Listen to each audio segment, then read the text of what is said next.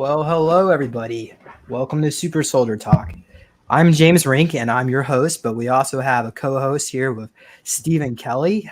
Steven Kelley was his ex NSA slash CIA, and he worked on laser systems for the military, and also he has a connection to the Getty, which he might explain in this video when we discuss more about the Spider Queen later on. And then we also have Rainetta Jones here. So Rainetta Jones has connections with Inner Earth with her channeled messages and are some of her past messages. We visited places such as Atlantis and also El Dorado, which is on our last show, which is located under Trinidad. So welcome everybody to the show. How's everybody doing? Good, thanks. Can you hear me?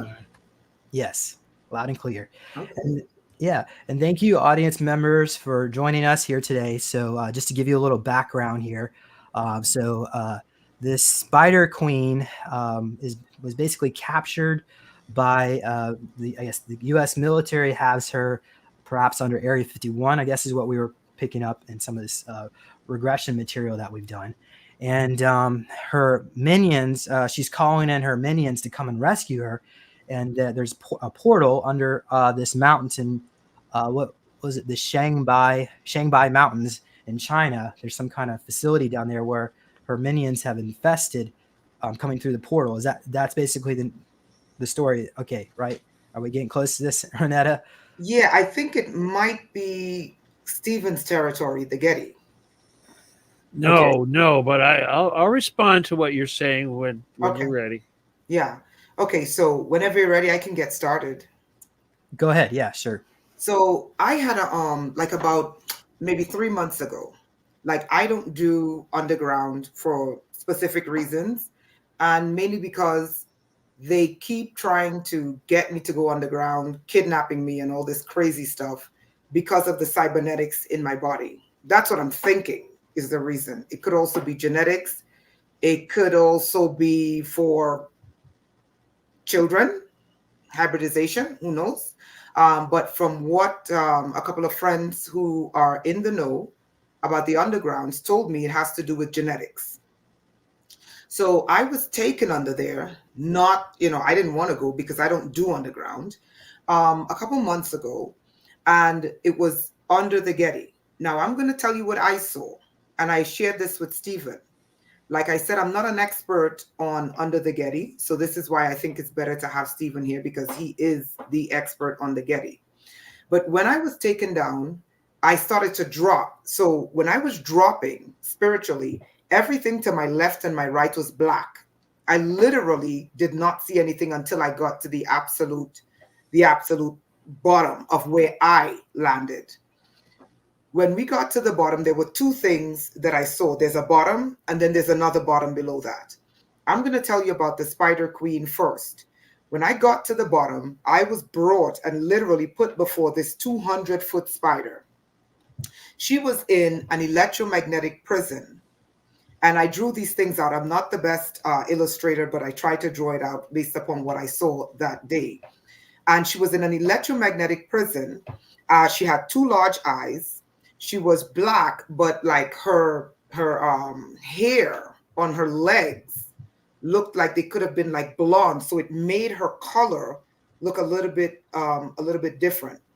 The electromagnetic prison, what was interesting about the prison was that it was different colors, like the bars or the rails of the prison. So it wasn't physical, it was electromagnetic, but it was the color like of the rainbow. So I stood there before this spider in this cage, and I said to myself, I said, oh my God, that's the biggest spider I've ever seen. And then I said, she's sleeping. But that's when she tapped in, and I think the reason why I tend to see Dracos and Greys, I mean, they just follow me everywhere, okay? And I think it has to do with the technology. But the reason why I think I can communicate with these things is once again because of this technology. So when I said to her, I said to myself, I said, oh my God, she's sleeping. Immediately, her third eye, which was bigger than her other two eyes, it connected to my brain and she started communicating. And she said to me, she goes, I'm not asleep. And she said, but the crazy thing is, she was in a deep state of meditation. That's why I thought she was asleep, but she wasn't asleep. She was pretending like she was asleep. And then she said to me the most interesting thing. She said, they think they have me as a prisoner. She said, they don't realize I can never be held captive. And then she did the most incredible thing with the electromagnetic prison they were keeping her in. She stretched out one of her spider's legs, and touched one of the bars. And when she did that, she literally let me see that she was able to be in more places than one. Now, that electromagnetic bar, like I said, was multiple colors. There was something to that. And that's when I said to myself, I said, oh my God. Okay. And then I pulled out of there. Now, when I pulled out of there, I went to what I assumed to be a floor above. Now, above that floor, I was looking down and I saw this ocean or river of water. It was huge, a huge body of water, right? And the water looked like the purest water I've ever seen. But what was in the water, and I'm going to show you guys this, what was in the water was some type of like wiring or cable system. And the cable system led to this tall pole, and then the pole had this orb on top of it, and it was giving off energy that was hitting where we call the surface of the earth. That energy coming up was connecting to 5G towers, the electrical grid, and the communications grid. Then it uplinked to the satellite, and then the satellite sent a downlink back to the earth. And what I saw was that this underground weapon that was connected to the surface grid, that was connected to the satellites, uplinked to the satellites, was actually making the people zombies. Literally, like, this is why people they can't see the truth, they can't hear the truth. Another thing that I noticed too was that their inability, for example, our current ability to see is limited. Okay, it should not be. We should be able to be, seeing entities. Now, the average person who sees entities gets classified as mentally ill, but we should be able to see them. And many people who do see them in the West are called crazy, but in places like the Caribbean, in places like Africa, they're considered shamans, or they're considered witch doctors. So people see things differently. Now, what was interesting about this technology on the ground was that it literally blinded the people from seeing a larger bandwidth of the light spectrum. And it also made them deaf to these things. So I'm wondering, I kind of know, but I'm wondering if I'm able to communicate and connect with these things, because once again, the technology in my body. So I don't want to take up too much time, but what I want to do, if you don't mind, if I can show you just in maybe like 5 minutes, a quick presentation of the history of spiders and the history of spiders literally being the weavers of the universe. Do you mind if I do that? Yeah? Okay. So just give me a... You want to share your screen? Yeah. I'm going to do it. Okay. Mm-hmm. I was trying to switch over to spotlight layout. Okay, let's see. Figure out how to...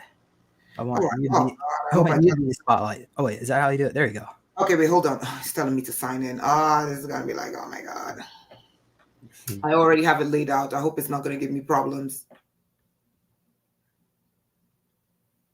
If not, I'm just going to send it to you. Yeah, maybe shoot over on Skype. Yeah, I do have Skype on this computer. Yeah, I'm going to send it to you now. Can I give you my quick preliminary feelings about what you're talking about? Mm-hmm. All right, I'm going to go out on a limb here, James, because I think this is what my intuition is telling me is going on here. Mm-hmm. But what you're describing is basically Lilith, okay, with the tentacles and all that, because often Lilith is depicted with multiple arms and that kind of thing. And she's also been described as a sea monster, et cetera, et cetera. But one of the biggest things, and I'm just skipping ahead here, is the whole business with being able to be in more than one place at one time. This is something that not too many entities can do. The Holy Spirit technically is the only entity that can do that. the angels can't even do that. And that was what Lilith used as a threat when she was being subdued, when she said that she was going to kill all the babies and that she could be in all these different places, and the angels couldn't stop her because they couldn't be in all these different places like her. That's why the angels had to go back, and things happened. But the other thing is that Lilith, we think of the three, a lot of the big three that hybridize us, the Draco, the Gray, and the Anunnaki. The Draco, of course, being the lizards, the Anunnaki being the bird people, and the Gray being the insects. Now, you're talking about a lizard queen who certainly, to me, seems like she'd be the queen of the insects. So maybe the Gray are her people. And if she's being held under the Getty, it's like, who controls that? The Draco.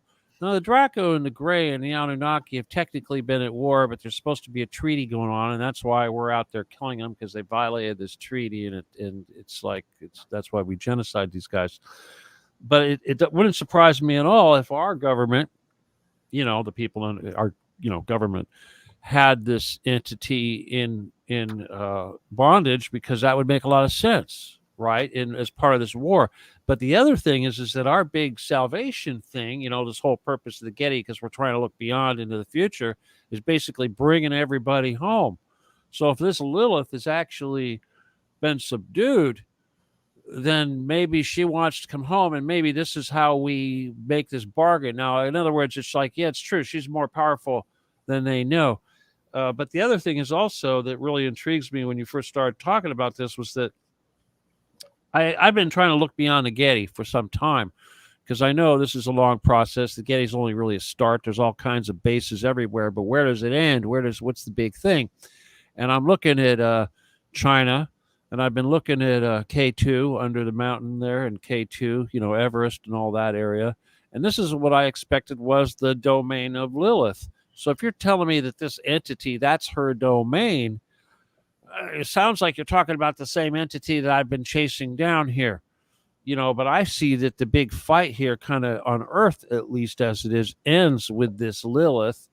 And it's not a fight of destruction, but more of a fight where we all come to a compromise. So if she's in bondage, like you're suggesting, well, that seems more likely that she may be willing to negotiate, which is what we've been talking about for quite a while, right? Wow. Yeah. So Rainetta, where do you want to bring this? Because sure. I mean, I'm actually like really, really impressed. Makes sense, huh? Makes sense, doesn't it? I mean, yeah, because I'm sitting here going, oh my God, this makes sense. Because I didn't think she was Lilith. She didn't tell me her name.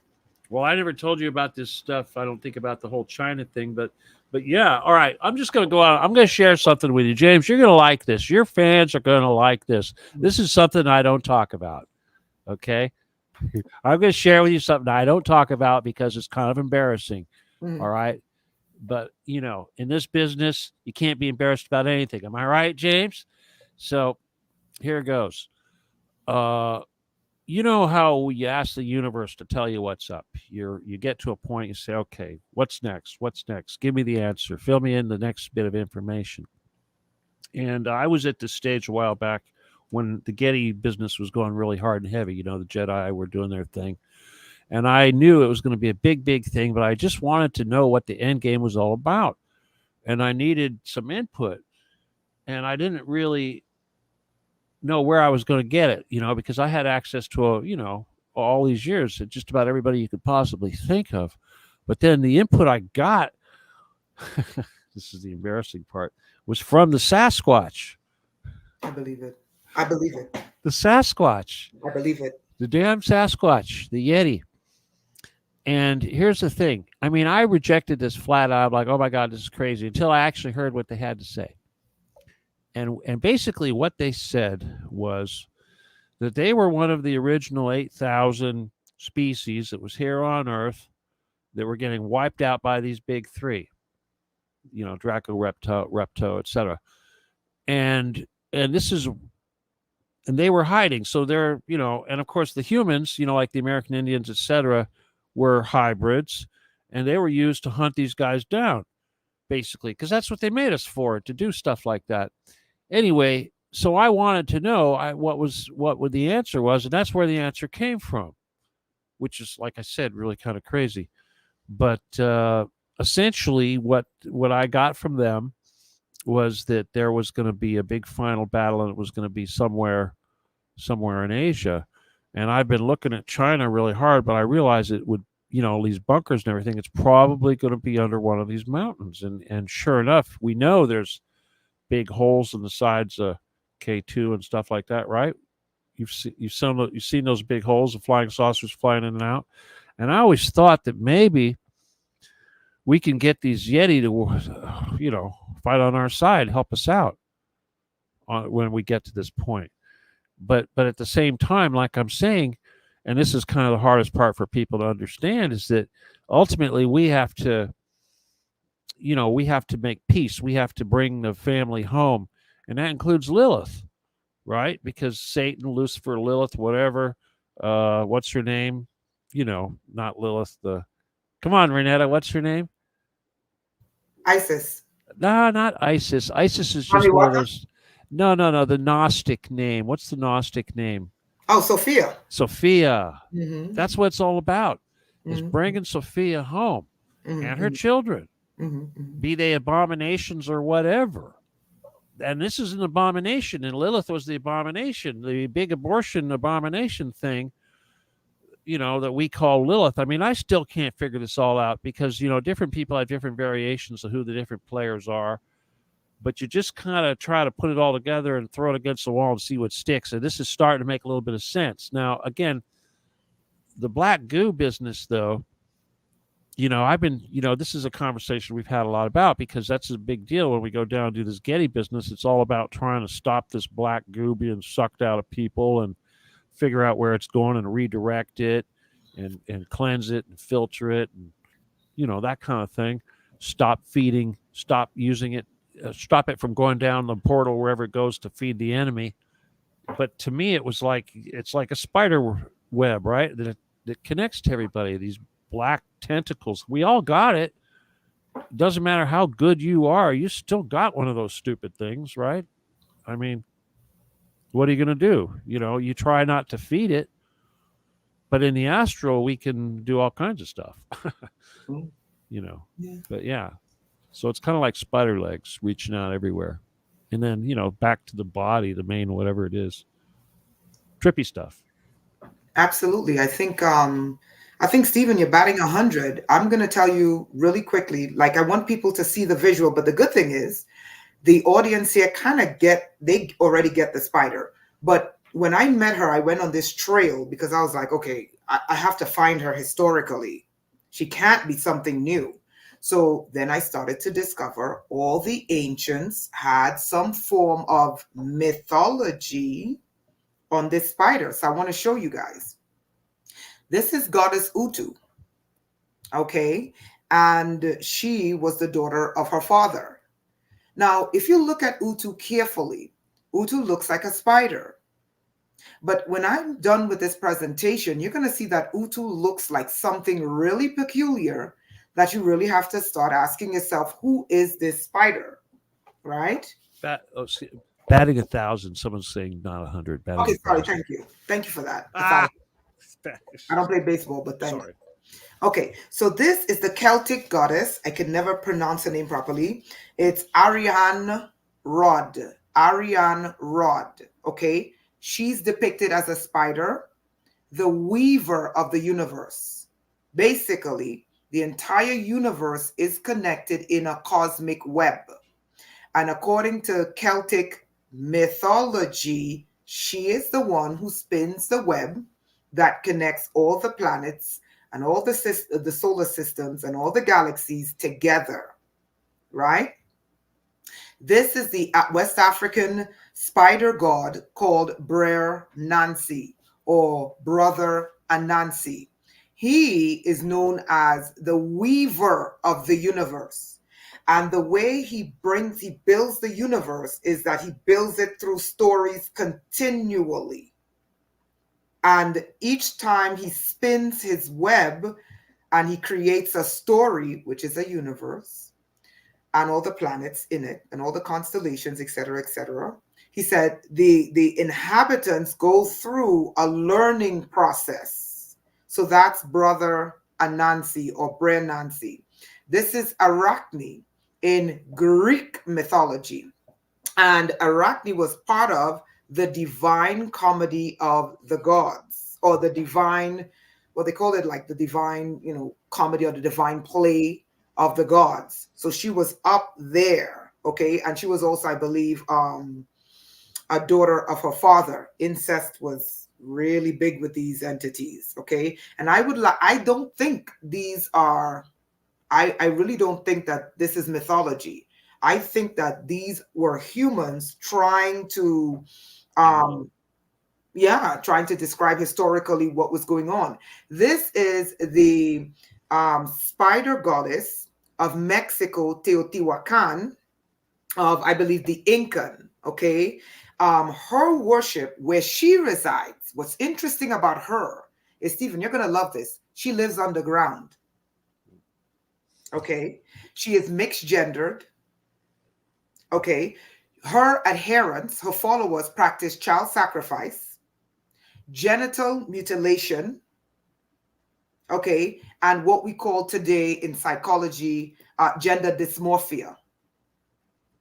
Okay, think about that. Yeah. Think about that. Yeah. Okay, so transgenderism is a part of her cult worship, and she lives underground, okay, in the Americas. Okay, this is Jabulon. This was the most difficult to find. This is the god of the Freemasons. Okay, and Jabulon is a spider with 3 heads: a man, a cat, and a frog. Okay. Interestingly enough, when I met the spider underground, she had a giant third eye, and the king of the Masonic, the king of the Masons, he has a third eye on top of his head. Okay, we're talking about, and here's the secret of Jabulon. If you are a Mason, 33rd degree and above, you are not permitted to ever speak about Jabulon. Ever, ever, ever. There was research on Jabulon on the internet when I found this information. But when I went back 3 days later, the entire internet was scrubbed of Jabulon except the picture. Luckily, I took the screenshots. This is the Nazca spider in Peru. You guys know about that one, right? Now, here's what's interesting. This is the only Templar church. This photo is from the only Templar church in England. It's a Catholic Templar church. And part of the church's architecture is round. The Templars, right? The dome of this very secretive church is a spider's web.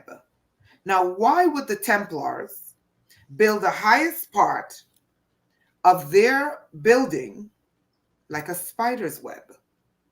And the spider's web also looks like an all-seeing eye staring down at you, which is reminiscent of what I saw when I went under the Getty. This is the Sephiroth. I know a lot of Jewish practitioners are going to be insulted by this. But to the right is the Sephiroth. To the left is a spider. When you look at the body of the spider, it matches the Sephiroth perfectly. Does everyone see this? This is not a coincidence, people. Okay?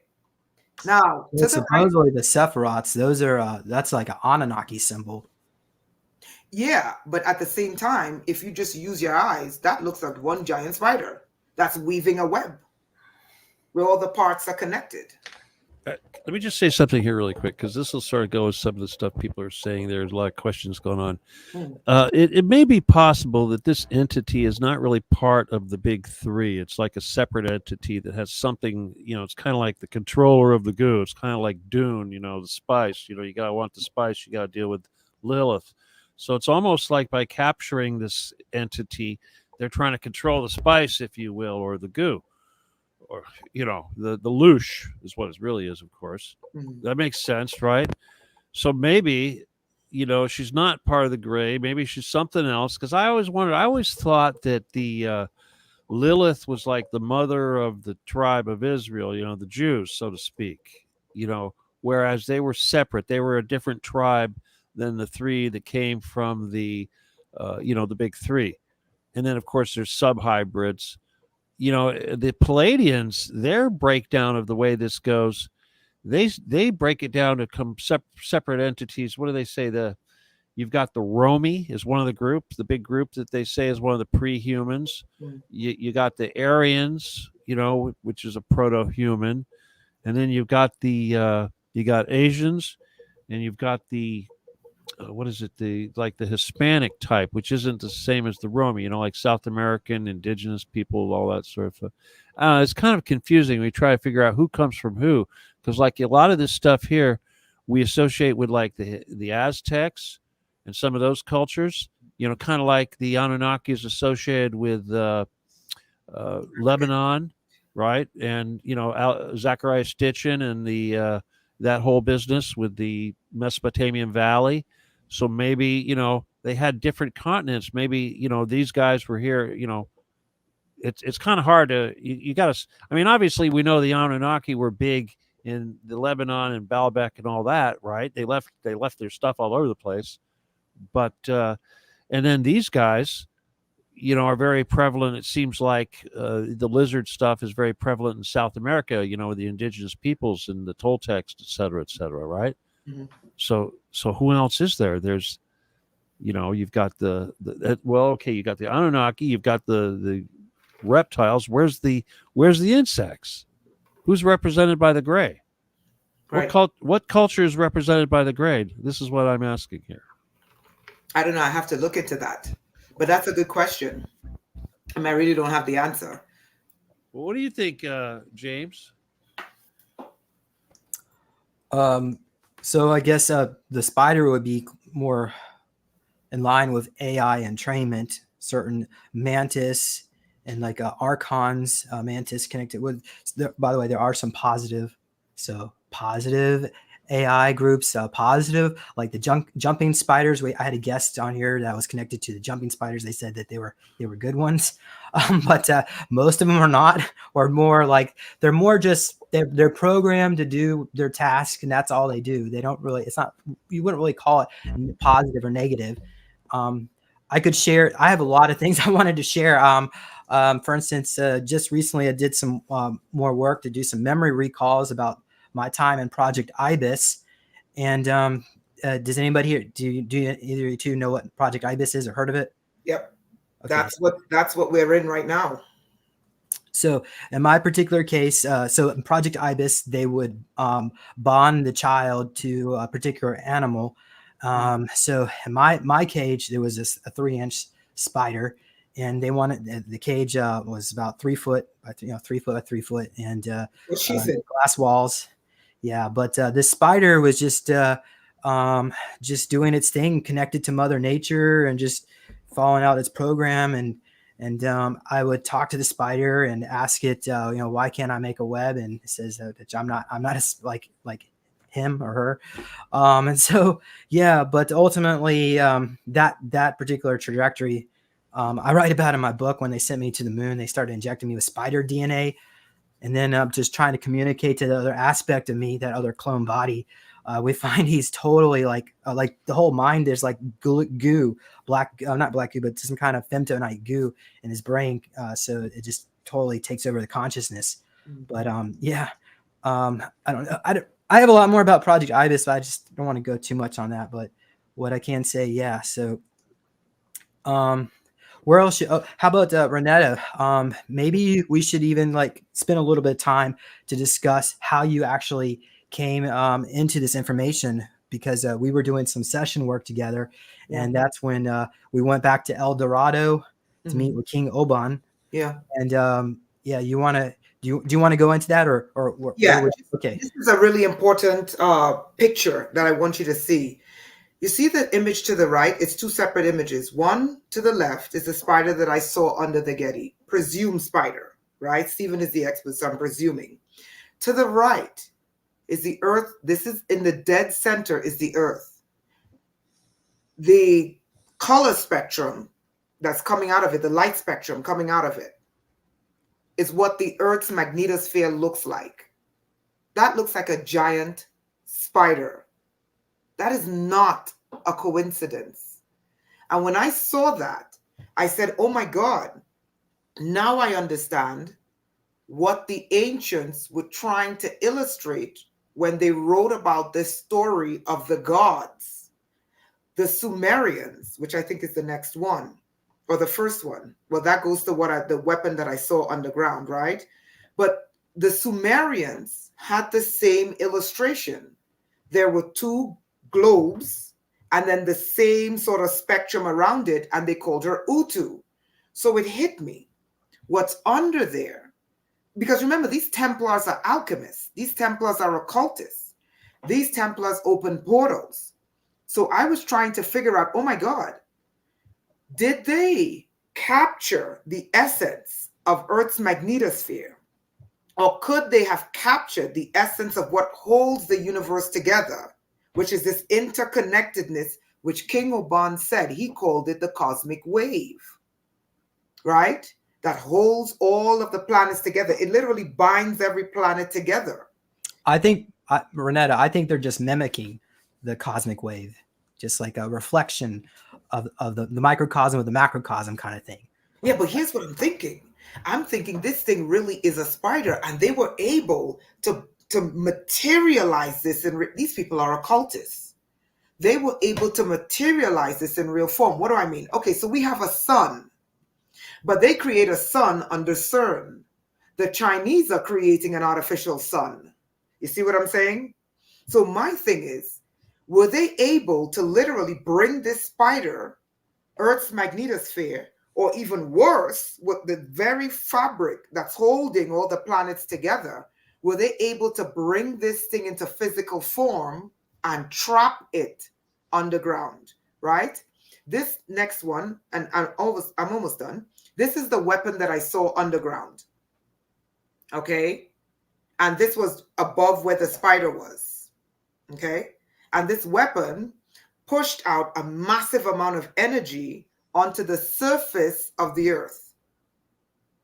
Okay. Okay. Let's see if I'll try to make it a little bit bigger. Hopefully this is going to work. Yeah. Maybe not. That's not going to work. That actually made it a little bit bigger. It did? It did? Yeah, it did. Mm-hmm. Yeah. I know, but you can't see it because they're all, boxes are in front of it. Okay. So the next one, look at this. This, after I went underground and I saw this, this is the weapon on the left that I saw underground. At the very bottom are two gates. The gates produce a massive amount of energy that cancel each other out. The canceled energy produces a type of energy that goes up. It changes the spin of the water from negative, I believe, to positive ions. Then there's these these cables that goes into this water. Why are they trying to make me mad? I have to interrupt here just for a second here. Okay, go for it. All right, James, you heard I just found out about this recently. Project Eden CIA paper came out here. Did you get a hold of that one? Why don't you explain to the audience what's going on with that? All right. I'm just going with the flow here, but I'm seeing a weapon. All right, Project Eden was basically a CIA thing, kind of like a polar shift explanation. It's kind of like the official CIA explanation for the polar shift, and it's suggesting this is just something that happens. But what I'm looking at here basically suggests to me that this could be, now, first of all, it looks Anunnaki, and it looks like a weapon that could be used for change polar shift. Now, we know fallen angels and all that the original deluge, of course, was caused by a polar shift, which caused the Antarctica to fall off of its, the ice cap to slide in there and cause a big tsunami up the Indian Ocean. That wiped out Mesopotamia and left the boats up on top of Mount Ararat. So that, and in the CIA paper, this Project Eden, they kind of come out and say, well, this happens, this had happened, this is what happens. There's nothing we can do about it. We don't know how it works.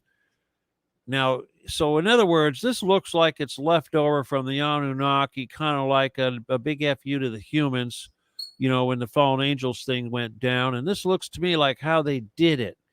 So again, is we this whole thing, Occupy Getty and all that. It's all about this war between these three entities, and everything I've seen so far looks like this is all part of this big war. And we see the Anunnakis, we've seen the Greys, the Dracos are the only one that don't seem to be represented here as much. But this looks like it's leftover war thing, and it seems to me that these guys are all taking each other hostage. I mean, maybe that's what's going on. Maybe this Lilith thing, this architect of the universe, which just sounds like Lilith, right? And what was her name again? Sophia. We're taught to not recognize these as females, but pretty sure that's who these people are, right? And it sure seems to me that our salvation may be here. I know we're wiping out all these guys, and now they want to make deals and stuff. We haven't heard anything from the Anunnaki, have we? We've heard from King Oban. We've heard from Mama, what's her name? Mami Wata. Yeah. And I'm beginning to think here that this is all tied in, and that this entity here, it's kind of the same thing, because I know where this is all going to lead to. It's going to lead to Lilith. And if Lilith is actually a captive here, and if Lilith is truly the architect of the universe, i.e. Sophia, whatever it is, because we know that's how it was all created, started from the bottom up, after this big fallout, from the aeons and all that, it would all make sense, kind of. You know what? The Gnostics said that Sophia was captured.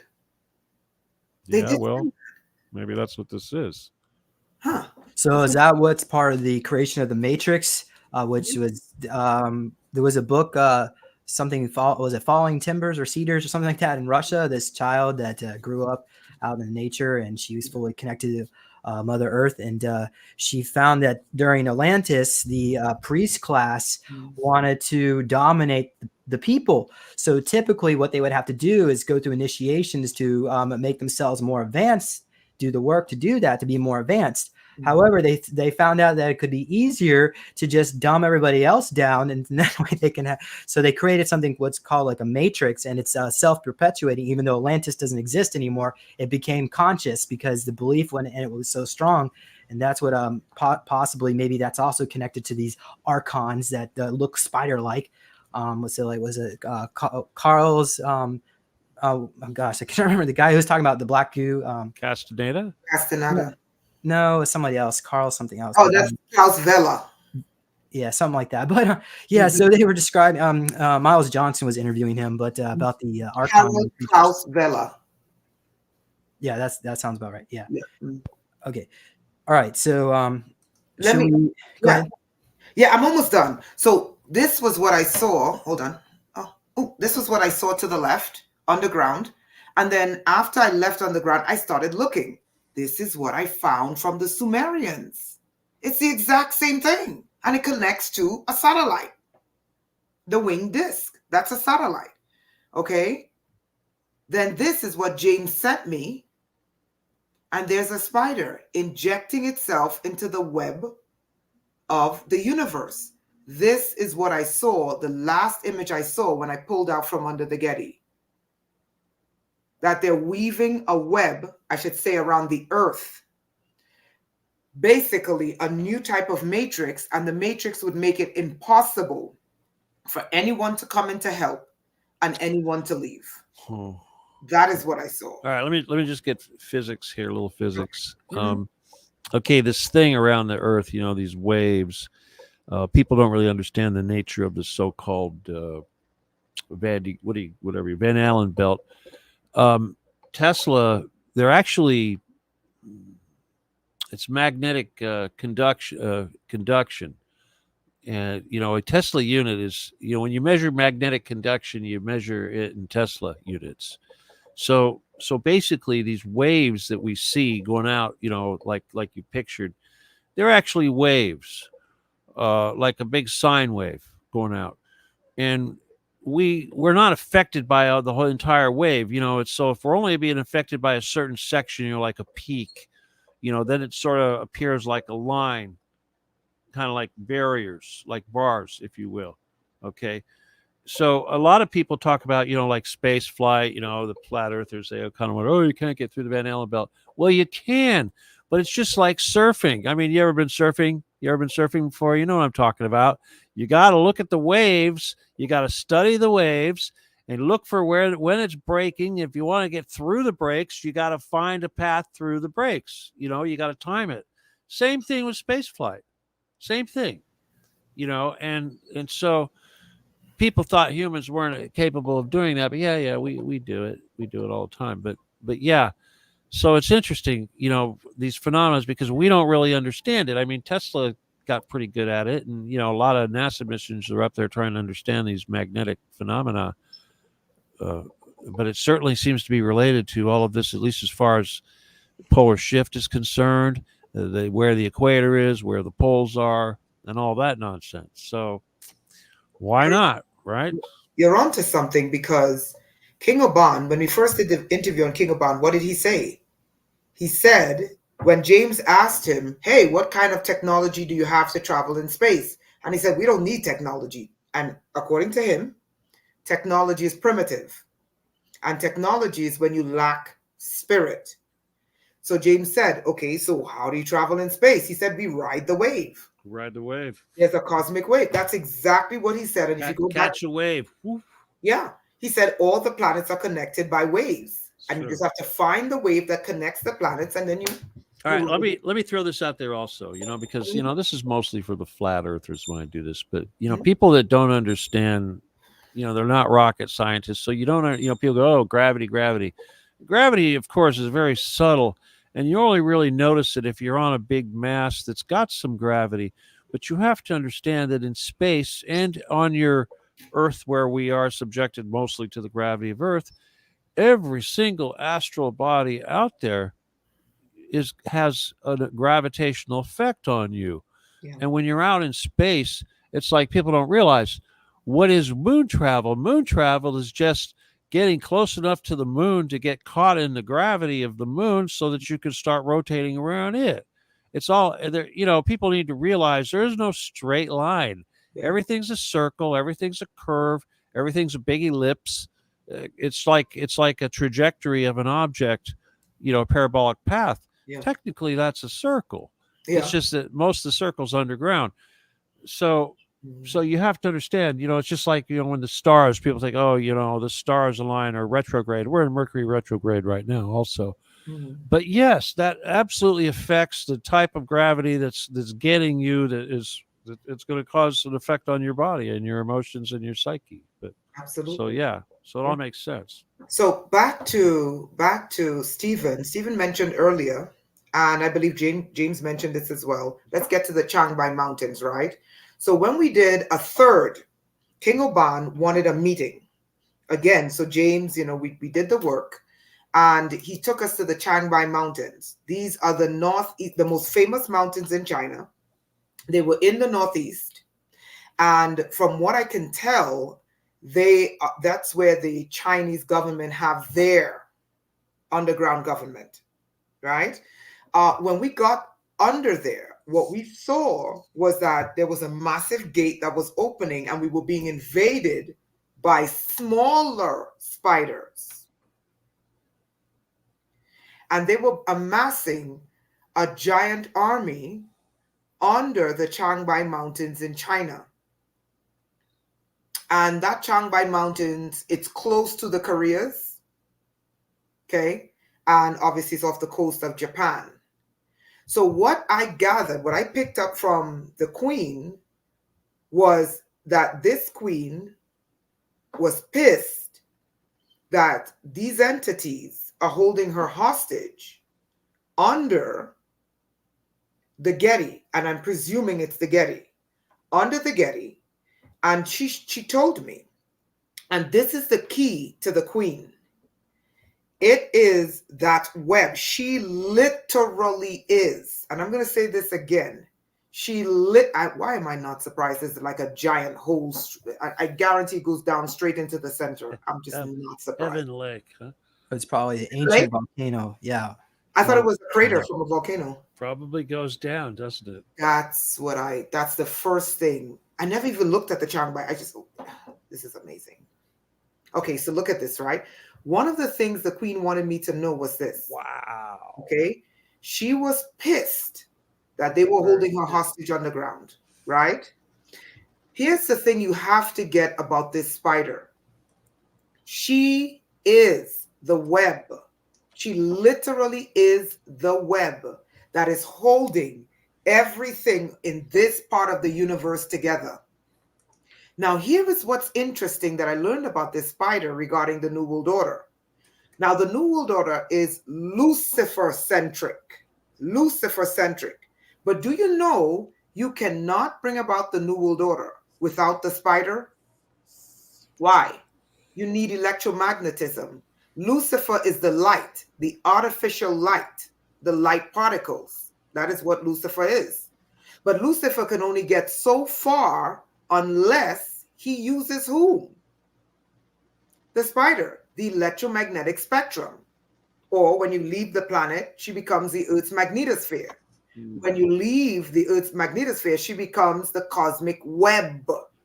So they're holding her hostage in order to bring about the Luciferian agenda, the light agenda. And they're using the knowledge of her cosmic web, her spinning that web, pairing her with the light of Lucifer in order to bring about what they call the New World Order. Now, lastly, it's not a New World Order. It's a cosmic takeover. Because I was shown when they're done with this planet, they're going out there. Steve? Well, before I say anything, I just want to catch you up. I told you there was this wolf spider roaming around my computers here. It's been here now for a few days. It's walking across the monitors, crawling. On the whole general wall area. So I welcome it. It's okay for those people that are creeped out by spiders. Wolf spiders are pretty cool, actually. They can be pets. So how about we let's go read some comments from the audience here. Here we go from Light Warrior Diaries. The Matrix is archonic in nature. We're here trying to fix it. Back to authentic organic timeline. Thank you for that. We got from Kevin. Thank you for sharing all this incredible information. You're welcome, Kevin. From Charles, there's a real spider out in the darkness of space. You're afraid of spiders because your soul knows about it. I remote viewed it myself. I dare you to take a look. Okay, from Katha, Harold Cosbella is the guy who's the expert on the archons. Black goo. Archons too, because yeah. Oh, okay. But does anybody know whatever happened to him? Is he even still alive? It's like he just totally dropped off from Facebook. Yeah. Well, maybe he'll message me, or somebody can message me with an update. Maybe we could try to bring him on the show. Maybe. Okay. Somebody was discussing here about being Hathor was reincarnated to Isis, then Nefertiti and Cleopatra. Do you resonate with that, Rainetta? I wasn't told that, but here's where they have they're making a good point, right? Okay, so they consider like the female rulers or the female goddesses. They don't see mother, grandmother. Okay, so when you're of that bloodline, they literally see you as an extension of them. So it's highly possible the reincarnation cycle, Isis to Nefertiti to Cleopatra, as long as they have the DNA, as long as the DNA holds, they don't they don't differentiate between, like, for example, there is no difference between Mami Wat and Isis. They're the same. So as long as they have the genetic code from the female goddesses, they're the same. They believe it's the same entity. Yeah. And that's what Isis gave to, do you remember this? Yeah, that's the symbol that Isis, when we went on the Atlantis, that's the symbol. And I want to say something. I know that there are people who are still blind because they can't see above the actual, they can't see beyond the actual bandwidth to believe that these kingdoms exist. They do. I know people who literally work for the government, worked, past tense. Okay, not just the US government, but I know people who also worked with the UK Ministry of Defense, who've seen the paperwork, who actually been to Atlantis. These places exist. Now, as far as myself, when I had my body scanned, one of the signals, the one that they found in my ankle, there was a small chip they found in my left ankle. That signal went to the bottom of the Mariana Trench, not the bottom of the Pacific Ocean. No, the bottom of the Mariana Trench. And the signal was also a deep space signal. This is from an expert who worked in the UK Ministry of Defense that scanned my body, and a Nazi who scanned my body. Yeah, he did. He scanned my body, found the signals, and was able to tie the signals back out to US signals and British signals. And he came back and said, Rainetta, what the hell are you doing with signals coming from under the Mariana Trench in your ankle? And I have video of this. So for people saying that these things aren't real or these places aren't real, no, you're just blind. You're like, that photo that the spider showed me, that, they literally stunted humans' ability to see beyond a certain spectrum. Yeah. Mm-hmm. All right. So the reason why this is still on the screen, so this was drawn by Rainetta, but we visited. So Rainetta is from New York City, and as a teenager, she has missing time. And so what we did is we went back in the regression work, went through meditation. We helped helped her to go back to this portal, and we went deep down underneath New York. There's some water down there where there's a portal connected to the water itself. It's like a living water, I guess, what you describe it. And we met Isis, and she handed me this symbol. So I wanted to share this to the group here. So you see the letter I and Z. Z stands for S sometimes. In the ancient times in Egypt, you may know or remember they switched and played with words and letters. Isis stands for life, and that's why it has the sun symbol. Together with the two stripes at the right, you can say Isis as Isis. Z you pronounce as Zet or Set. Set is the god of storm and chaos, which is the leading figure for Isis to rise as the sun. Mm-hmm. So, all right. And that's symbol. Sorry. That's you want to see it? You want to bring it back? Go, Steve. Go. No, I'm just saying very good, James. Very good, James. All right. Symbol also means that is a New World Order symbol. It's a name. It's a name. It's like a crest. It's a name. It's just like you said. It's her name. Eyes, Z, sun, right? All that stuff. I see a bird. When I see it, I see a bird. But but yeah, sure. Why not? IZ. It's a what's the word? Not a sylph, but like the Satanists, they've got their little symbols. What do they call those symbols? Sigils. Sigil. It's a sigil. That's what it is. Yeah. But also, that is a New World Order symbol. The sun rising in the east. That's the symbol of what's coming upon. And the rainbow is called a gay symbol, but is it? No, these are tools. It's just like, if ISIS or the Spider Queen, whoever, the one we're talking about, if she's the architect of all this, and she appears to have, okay, you know who I'm talking about. Yeah. Mm-hmm. This entity seems to have a lot to do with the electromagnetic spectrum. And if this entity is the entity that is responsible for the creation of these lower densities that we're occupying, that are controlled by the electromagnetic spectrum, that are all manifestations of the electromagnetic spectrum, which is what this is all about, is manifesting, right? So I would say that it only makes sense that whoever was trying to control this realm would want to try to control whoever it was that was responsible for maintaining this electromagnetic spectrum per se. And this linkage that you're talking about being bred out of us, that would, of course, would be our 8th chakra. When we were hybridized, they removed that cone from our head, which is where the 8th chakra was. But our chakras are still there because they're spiritual. They're not biological and physical. Like, we don't need a cone in our head to have an 8th chakra. That's what people who take monatomic gold think. You don't need monatomic gold to do that. Activate your 8th chakra is what connects you to the higher level chakras. Got it. Right. That's our transition between the 3, 2, 1 to 4, 5, 6, and then eventually up to 7, 8, 9. Got it. Let's see. So Well, go ahead, James. Yeah, we've got a lot more to go into this. So I wanted to share something else before I forget. So does anybody here know who Daryl James is? I don't.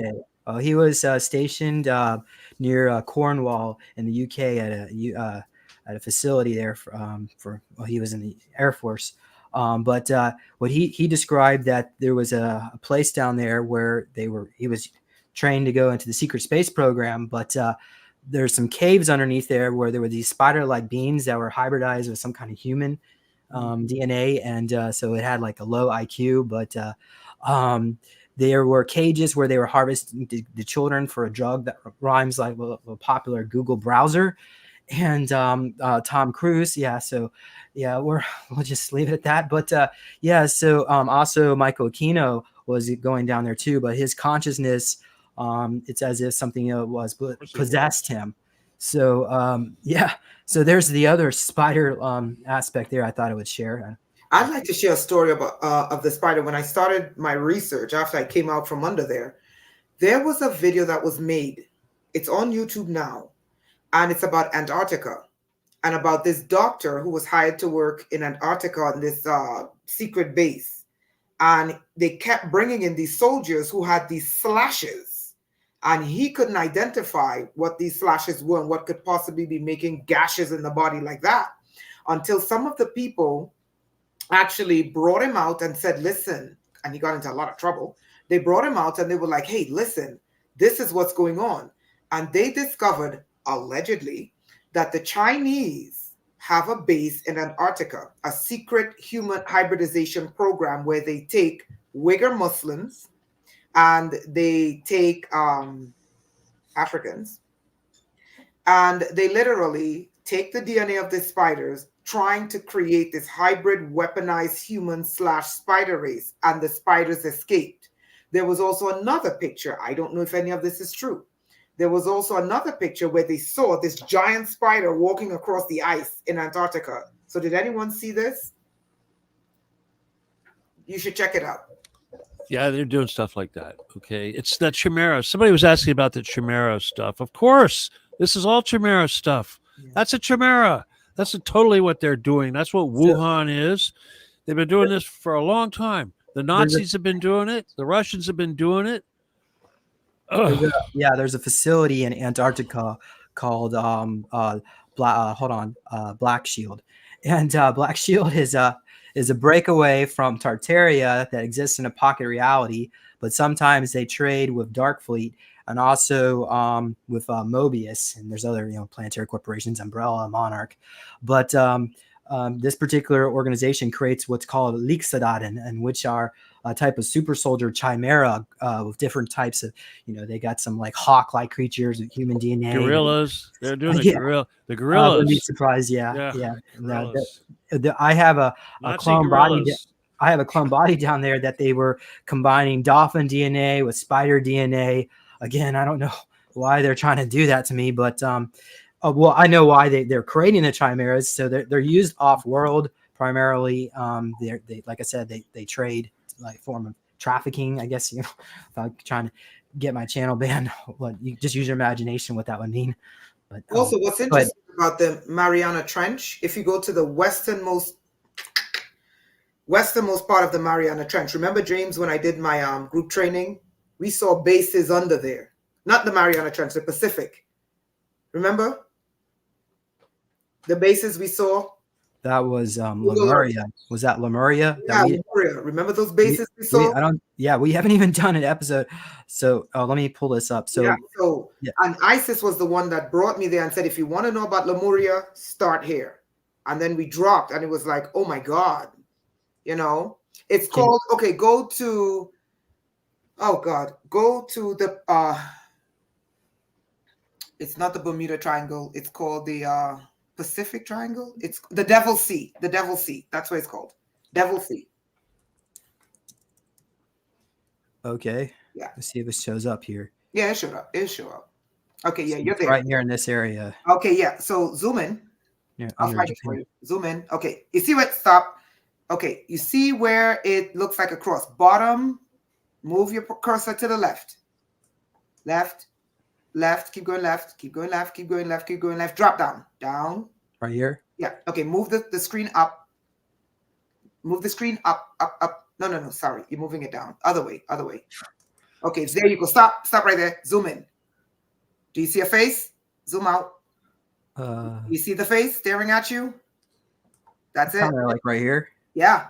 Don't you see eyes, nose, and mouth? Damn, I wish I could. Well, it's kind of blurry. Maybe they do that on purpose. They blurred this part out. I see her clearly. Zoom in. Oh. Okay. So, now move it to the left. Move it to the left. No, other way. Other way. Other way. There we go. Oh, there we go. There we go. Keep moving left. Stop. Do you guys see a face on the screen? You're literally. Do you see the face? Thank you, E. Carter. There's a face on the screen. Now, why would a mountain make a face like that? Okay. Now, James, there's an ancient civilization. Maybe that's part of Lemuria that sunk under the sea. Yeah, it is. But Lemuria, but Rainetta, you said Lemuria disappeared into a portal. No. What I said is Lemuria is under a dome. That dome blocks you from seeing it because when you get close to the dome, it's like some type of shield where they don't permit you to see beyond that. So it's some kind of shielding they're using. But that's a giant face of a female. It's right there. Your audience is seeing it. Wow. Do you see it, Stephen? Well, the nose and the hair and a crown like mine.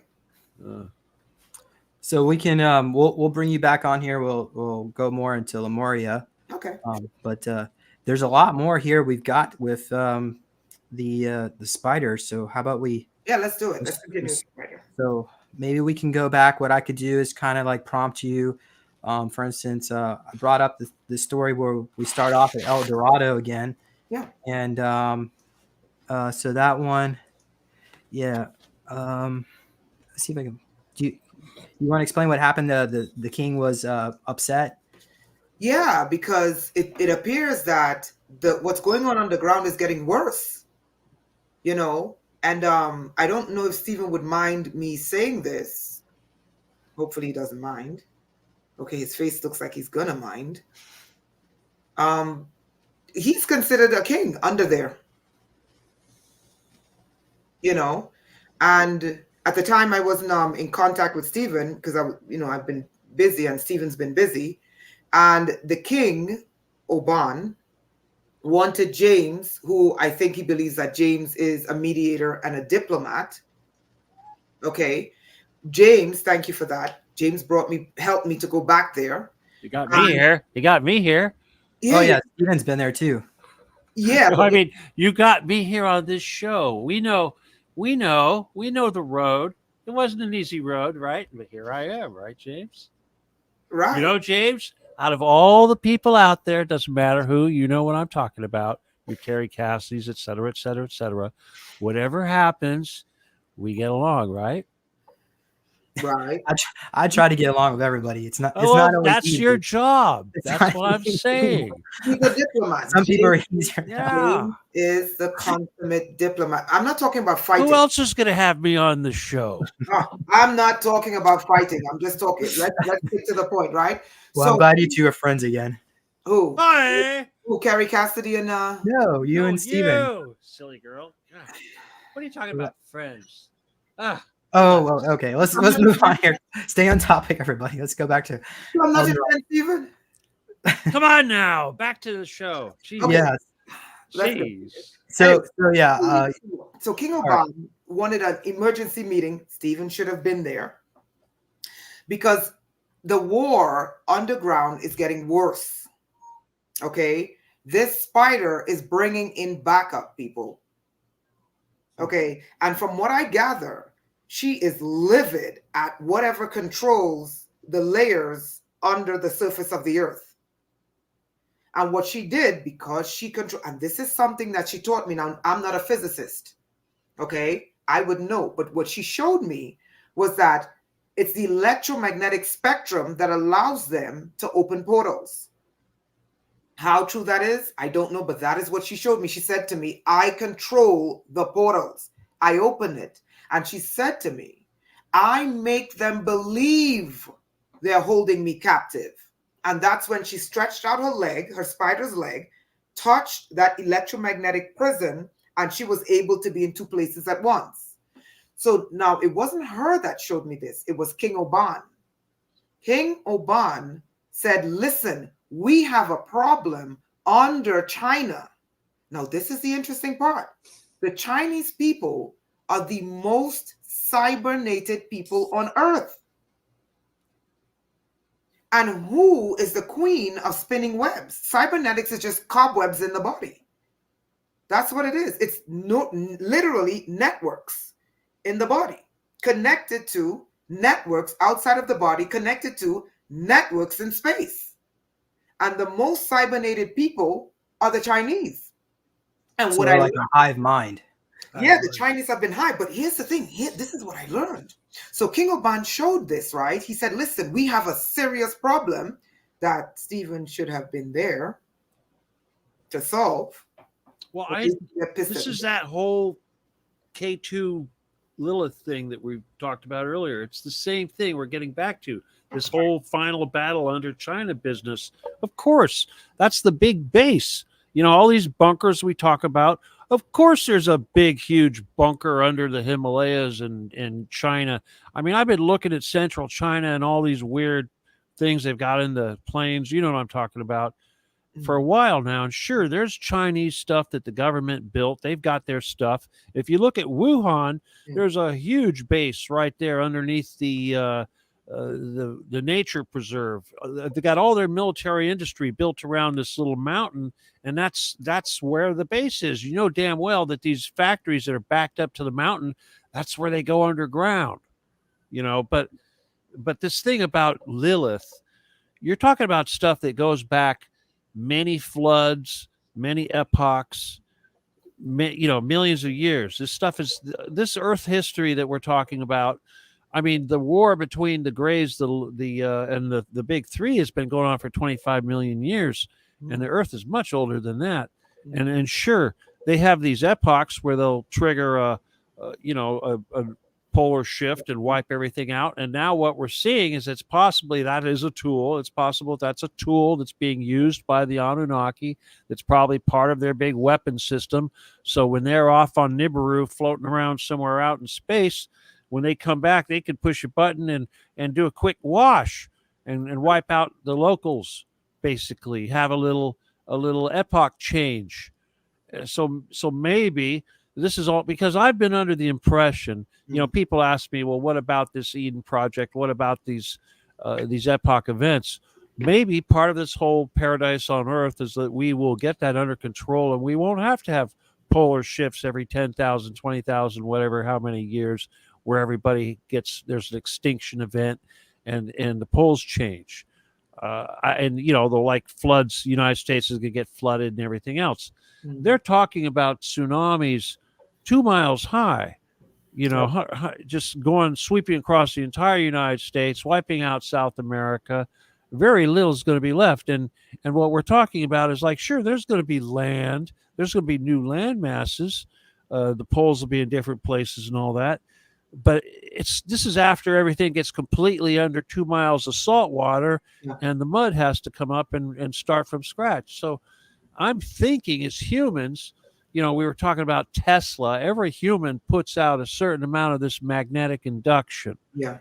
Our brains are capable of doing this. And the greatest amount of magnetic induction ever created on Earth was an H-bomb in Russia. And as humans, it only takes 4 million of us to make the exact same amount of magnetic induction. So to me, this is the nature of our manifestation. And if it's all about manifestation, controlling this reality, manifesting the reality, I'm pretty sure if we all got together and got our, brain power working, we might be able to stop this stuff. And this is why we cannot be cybernated. Well, no. That's the issue. The Chinese are cybernated. Go ahead, Stephen. Right, and Well, that maybe that save explains the earth, right? why Jimmy Payne, he keeps coming on the show. He says that he traveled from the 1960s, 70s into the future, and he said in the future, that parallel timeline. I'm not even going to talk about the nuclear war, but he says the Chinese have a guerrilla army. They want to invade the United States. Gorilla or gorilla? Actual gorilla. Oh, okay. That they're creating. They're going to release them, and there's also what do they have, like 100 million soldiers. Listen, I'm thinking, based on what King Oban said to me, what he showed me was there's a spider invasion under the Changbai Mountains. Okay. And what I saw was that the Spider Queen was literally bringing them in, and she was directing them with her third eye to let them know that the enemy is the United States. What hit me is, oh my God, could it be that the Chinese warfare doctrine, the Chinese warfare, long warfare, whatever the hell it's called, doctrine, to conquer the United States, could it be that that is based on the Queen being kept under the United States? I mean, you're the warfare guy, Stephen. What do you think? Yeah, it's kind of like when we went into Iraq to take over all those things that Saddam had down there from back in Babylon days. Right. Remember, Saddam had some old Babylonian stuff underground there.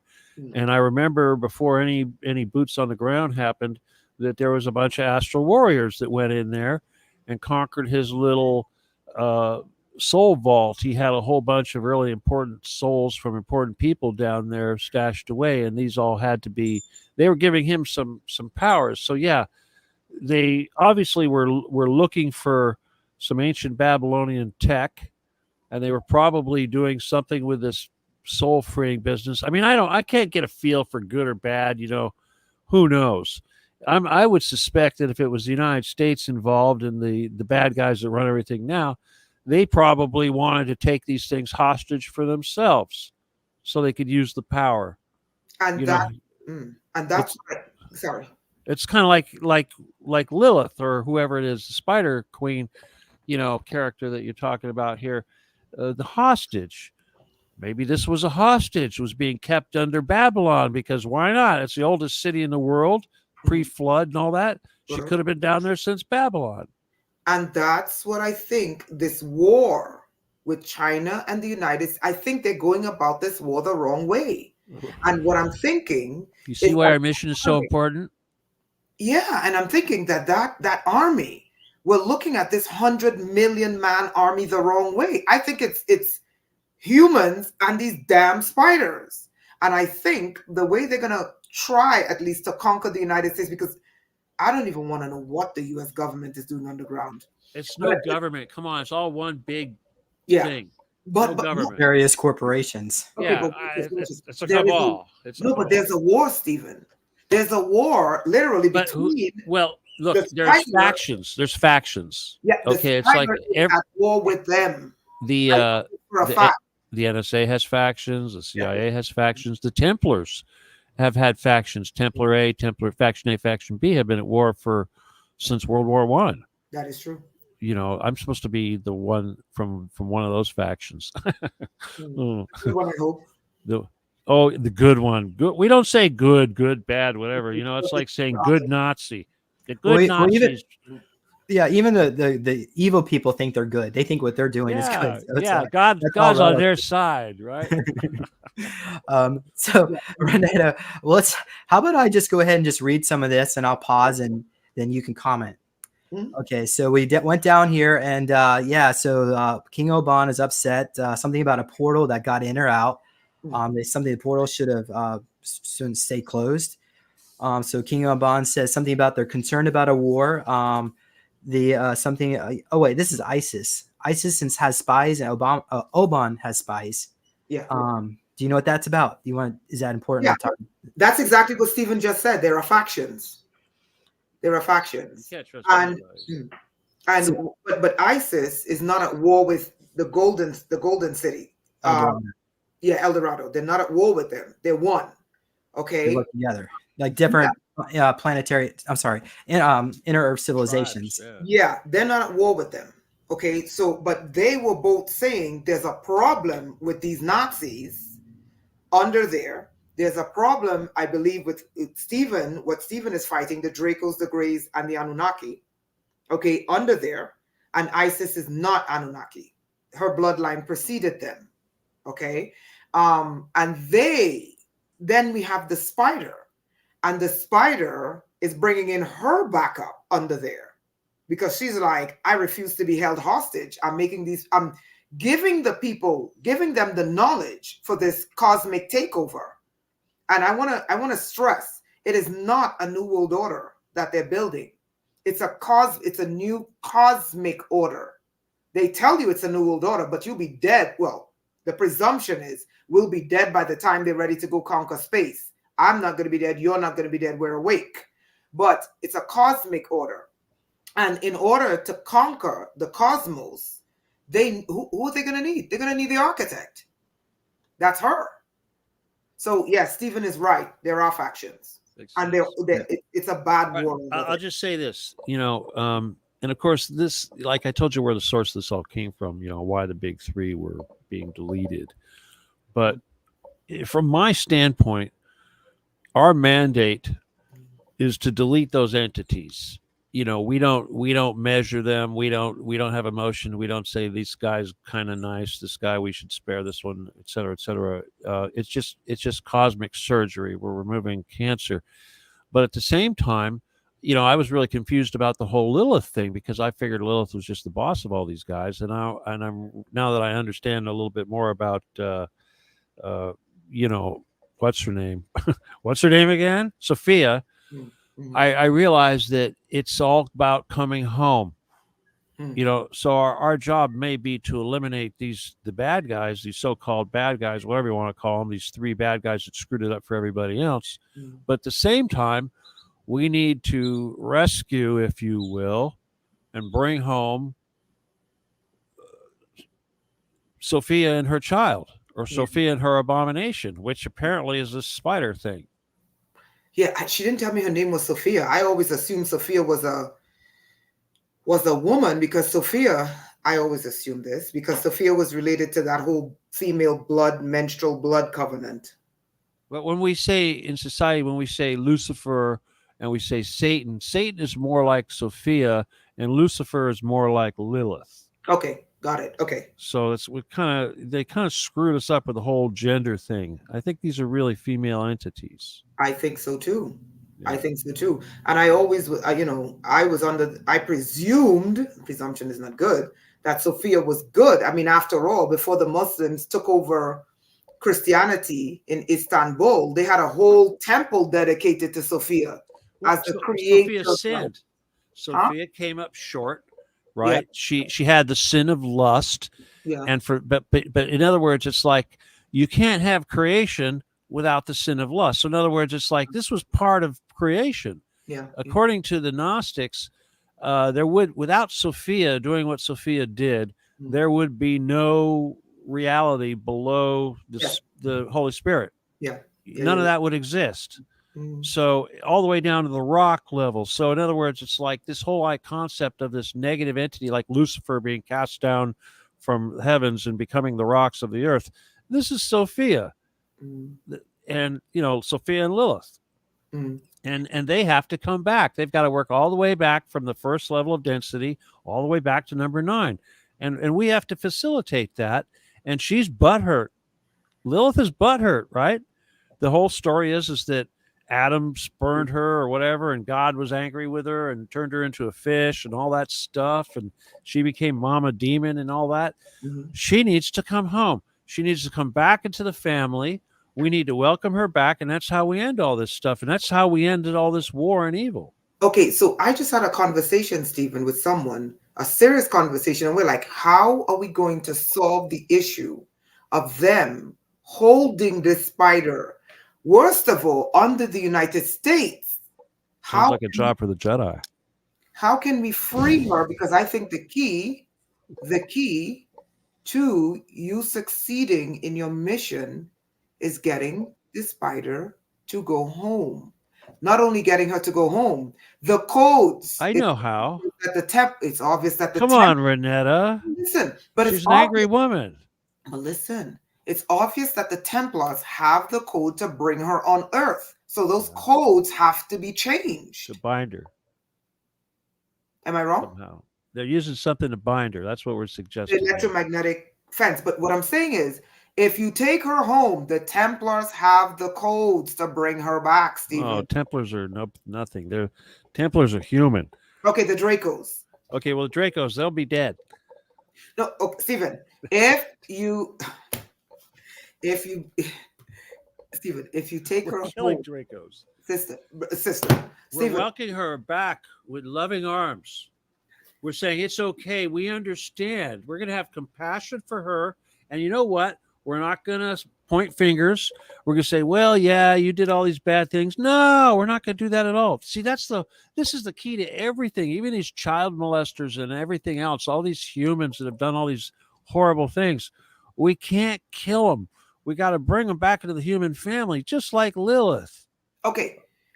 I'm not disagreeing with you. What I'm saying is you take her back and you disperse her energies back out into the universe. No. The entities underground have the codes to trap her and bring her back underground. When we're done with her, we got to take him out, man. We got to take them out. Okay, there you go. I see what I'm saying? I got it. In the process of our battles with these three entities, you're showing me all this stuff. See, because I'm always thinking, where does Lilith fit into all this? You know, kind of a thing, right? Right. And Sophia, exactly. I know. Well, I got a pretty good idea, but I'm just saying is that we know that when all this is done, all the fighting is done, that we're going to make up and be friends with her and bring her home. And this is how we all get, because it's kind of like going up the higher densities and transitioning to the higher level densities is going to heaven, so to speak. Mm-hmm. We don't get to go until we all go. And she made all this stuff. So for the Big Bang process to go back to the beginning, she's got to be involved. Yeah. See? Yeah. So by the way, that weapon that I remote viewed under, I'm assuming it's under the Getty. That weapon, there's a similar weapon in the Pacific that's tied to that. And James, I'll let you speak. That one is known to set the Pacific Rim on fire. And I think that one in the Pacific is actually way worse than the one under the Getty. So it's some sort of tectonic weapon. Let me share this with you. We did a lot of, astral stuff under the Getty. And sometimes we would do it wide awake. Okay. Like in the early days when we were doing all the negotiations and stuff, we would have, and some of these people that we were working with, of course, were like, enemy trained, so to speak. I want to respond to her question about the Islam. But the thing is one of the things that we did very early was go straight out to the Pacific to see what the heck was out there, past Catalina and all that. And we got to somewhere where it was all lava. Okay. It was like you ever see these movies where the arch villain is in this underwater thing and there's like lava all over the place? Mm-hmm. Like a James Bond movie or something like that, or whatever, like windows that's what it was like. And when you're doing the astral stuff, you don't know exactly where it is. You don't know how far out you are. You're just there, it's black. Like you were saying earlier, it's just, you're down a black tunnel, then you're there. Mm. But yeah, that's what we saw out there. Mm-hmm. I just want to respond to that Islam thing. She was asking about why does Islam hate Lilith? A lot of people, when they talk about Lilith, they talk about Jewish mythology because that's the only place where you're really going to hear about Lilith. But Lilith is technically very anti-human. She's the mother of all the demons. So of course they're very right to feel this way. I mean, it's only natural for humans. You would think that as Jedi, that's what we want to do. We want to take Lilith out because she's responsible for all this evil stuff that's been going on. She's a big part in all of it. But again, in order to rise above this whole Luciferian satanic stuff and bring everybody home, which is what we're here. It's like, how do you save the world? What's the secret? This is the secret. Mm-hmm.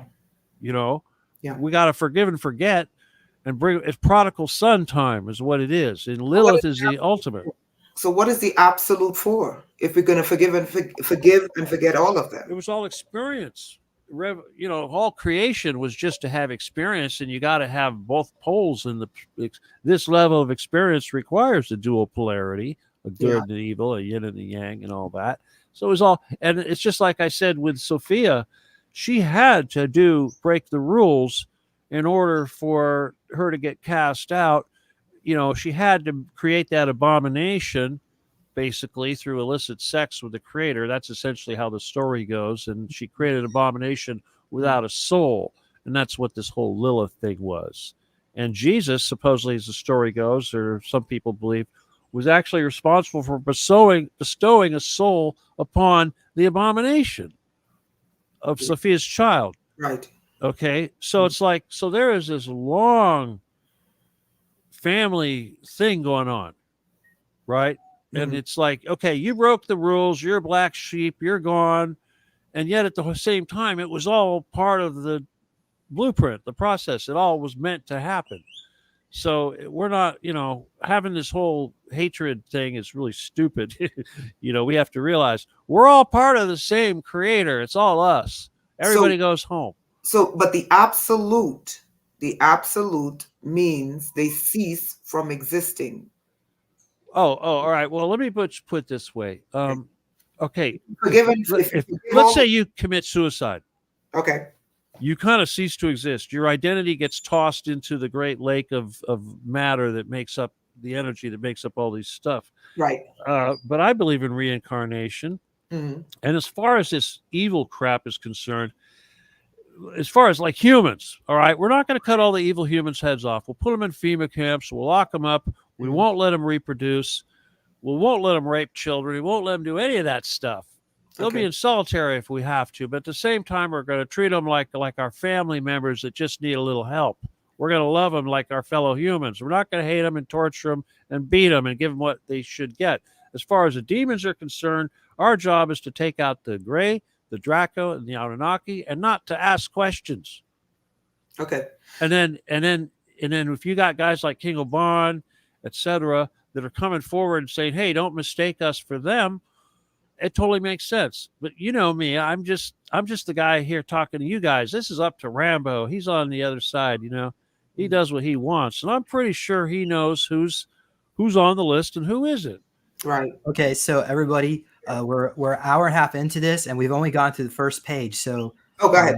So yeah, let's try to stay on topic. We can talk more about the solutions and probably maybe after we get through all this. Or even if there is a solution, maybe we need to do a follow up on that. So yeah, okay. So let's move on here. So Oban is upset about the uptick in earthquakes. There's a war going on underground. He says there are too many eyes looking at him. There are groups of the inner earth that even that we do not know of that exist.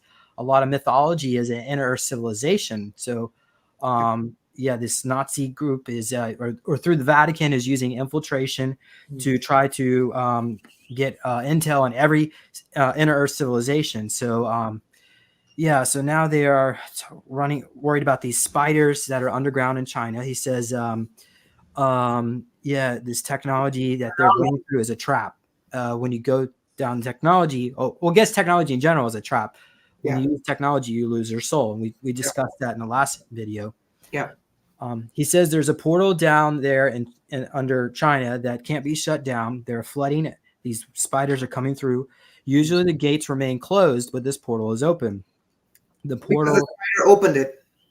Yeah, you wrote here underneath. Well, you said Taiwan, so I don't know. No. It goes from the Changbai Mountains, the Koreas, Japan, Taiwan.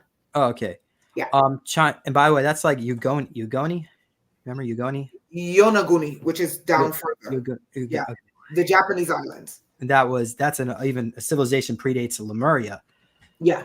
When China was basically extended all the way out to Japan, that whole China Sea was part of the landmass at one point. Yeah, that sunk. because of this weapon in the Pacific, the tectonic weapon. Okay. So it says here underneath this civilizations are spiders. Sorry. Oh wait. Oh, I'm sorry. Yeah, I already said it. Okay. This is why they want to get to the island. To Taiwan. China wants to get the manufacture the chips in Taiwan. Yeah. So can you explain what that is about? Why do they want to get microchips? Access to so semiconductors. What I was told, this is Steven's expertise. What I was told by King Oban was the Chinese want Taiwan because they want control of those chips. And those chips go back to the United States. So what's happening underground, and I strongly believe this is where the problem between the United States and China lie. It's underground. The army that is with the Chinese are spiders. It makes you wonder why the US government is doing their own hybridization.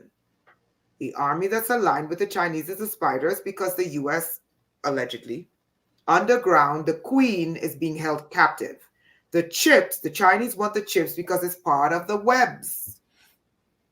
And that's why the China is sending all these computers over to the United States. Yes. And the computers are filled with what? Biometric cybernetics. The moment you turn on the computer, you link up with the computer, right? EEG heterodyning. Yeah, but we can transmute that if we want to, right? Through our own thoughts. Yes, absolutely.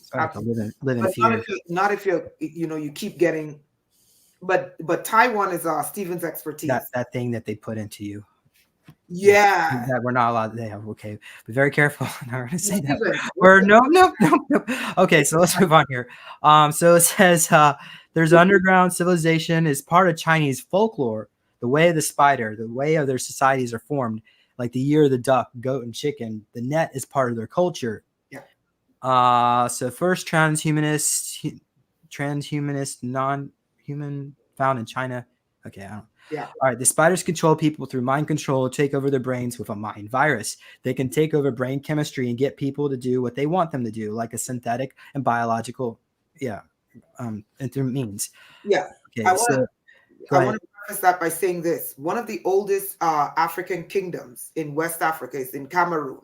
It's the Bamoun Kingdom. Now get this, because someone made a comment about that, and you guys got to catch this, because those African symbols, I believe, are keys to much of what we're going through today, right?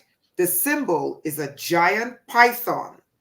And you want to guess what's ruling the python? What's riding it? A spider. A tick. A spider. A tick. Suckers. A spider. Sorry, I had to say that. No, it's a spider. Okay. Can you imagine? So there's a relationship between the spiders and the snake. Spiders, snakes, the spiders, the reptiles, they're working together. And they're at war with each other.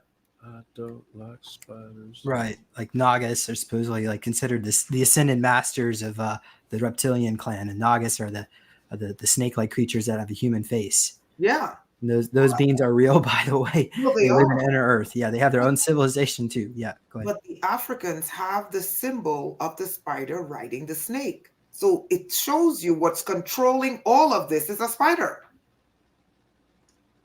All right, let's move on here. Yeah.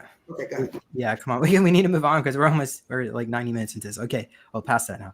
All right, so the spiders are using the Chinese are using crystals to wedge the door open because normally this portal, is being forced open. Yeah. The plan of the Chinese government is to hybridize the Chinese population. They are so far down this road that they can't pull back from it.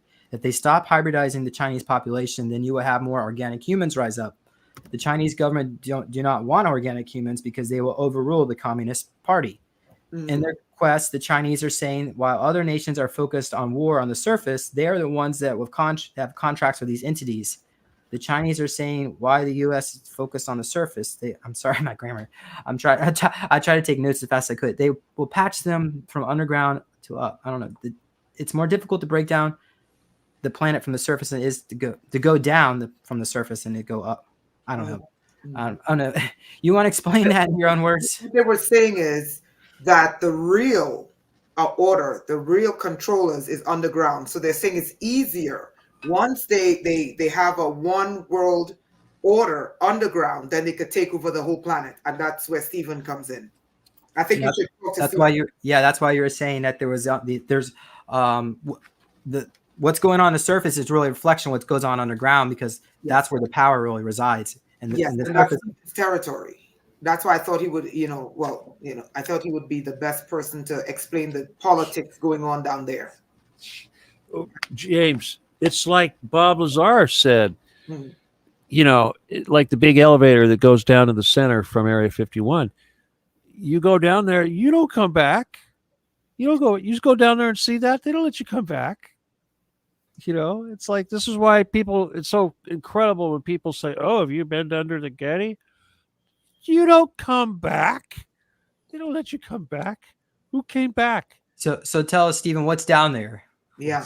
What level? What do you think is down there? That you've been told or whatever. What, the very, very, very bottom? Sure. What? Yeah. Is it a giant city like gold? Oh yeah. It's a big city. It's a huge city. The place is a sponge. A lot of people, they talk about the aliens and all that down there.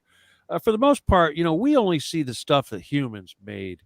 We don't to penetrate the other layers of that are kind of like take up the same space. There's multiple density entities that are doing business there. They're doing business in the same place, but we don't see it. It's like Rainetta said, it's a different spectrum, whatever. It's like being able to see fourth density entities. We'll see them if they want us to see them. But for Draco and what have you to get in there and frequent the place, they have to go through a portal. And in our work, we've identified 7 portals under the Getty. One of them is a big one that's at the very, very, very bottom, and that's where they come in when they do their big, whatever it is, ritual sacrifices, the really icky stuff. Not like the Loosh collection. Loosh collection is nothing. They do that like we milk cows, but the whole business with the big torture stuff, that's man, you don't go down there and see that. But as far as like astral stuff, we went down there just to see if there's anything underneath, and it's rock, it's rock. But there were like 6 portals up near the top of the Getty, and this was for I don't know, it was like a hub. It was like a hub to wherever, I don't know where these portals go, but we were looking for a big nuke, and we identified this statue that was the nuke, and this was the nuke they were going to use to take out LA, and we were trying to find it, taking a whole lot of time to find it, and we realized that they could hide it because they kept it in this room where they had these 6 portals, and they could slip it in one portal and back out and slip it. It was like a chess game, or not chess, a shell game. They were playing a shell game with this nuke, and that's how they were hiding it from us. But I don't know anything about where they go. But I do know they use portals when they are collecting the loosh, the black goo. Invariably, it will go into a portal. And this portal, we assume, takes it down to the the lower levels. And when I say lower levels, I mean, where the entities are that consume this stuff, not humans. Your reptiles and that sort of thing. Stephen, can I show you something? When you said you were looking for that nuke, something came to me. You know how these Templars, they speak in code and they speak using paintings? Uh-huh. I was wondering, there's an Italian painter, and I'd like to show the picture that I think Stephen would really... Maybe Titian? No, his name is Paolo Girardi. Let's see if I can present... let's see. So that was footage of UCLA, which is only a mile, or I think it's 1.5 miles from the Getty. So there's tunnels that go on. What level was that? What does it look like on the screen? UCLA goes down 6. At least 6 basement levels. And it takes up the entire campus. You look at those buildings on UCLA. They're like nothing because the real campus is underground. It takes up all of that stuff, and it's connected to the Getty. Yeah, Rainetta, can you show us this? Because I want to talk a little bit about the Getty and UCLA right now. Really quickly, that's a painting by Paolo Girardi, and I was wondering. I said because it's apocalypse, it's the Templars, they're religious, hey, wouldn't the codes Looks be like a hidden portal, in a huh? painting? That's what I wanted to show you. Wouldn't they hide it in an apocalyptic painting? It's their language, the arts. It's the Templars. That's how they speak in painting. Well, I just want to say real quick, one of the reasons why we're supposed to wipe these guys out is because of these portals. They're not supposed to be using them. They've been using them to reinforce, like you said. They're not supposed to. They're the part of the big treaty that they made was that they would not increase their number here on Earth, but they've been cheating. They've been using portals to bring more Draco, more Gray, more etc. So this is why it's over for those guys, because they've been using those portals. That's one of the biggest offenses of the treaty that they violated, was using portals. So that's why I thought it would have been interesting. You searching for the this nuke, they'll probably hide the code in one of those apocalyptic paintings. You know where the nuke is? I'll tell you. You know, you look at the Getty. You know the cactus garden. You see the cactus garden on the Getty? No, I try to stay away from that place. Have you know what I'm talking about, James? The cactus garden. It's pretty prominent. It sticks out way out in the front there. Okay, so all right, I'll show you. Okay, the cactus garden. Go to the cactus garden. Okay, there it is, right there. Okay, you see that thing down on the very bottom? Over that here, thing jutting out over there. This? No. Okay, to the right. See, cactus garden. It says right there, cactus garden. Okay, that's where all this is. If you go straight down from there, that's actually all right. This is what we found, and when we were looking for the nukes, that is like a tube. There's a dew weapon that pops up from there. Okay, a dew weapon, and then it's like a big elevator. Okay, there's like a thing that looks sort of like a UFO sort of looking thing, and it will drop down a tube about the diameter, the size of that thing, straight down, roughly a mile, but it drops it down to sea level.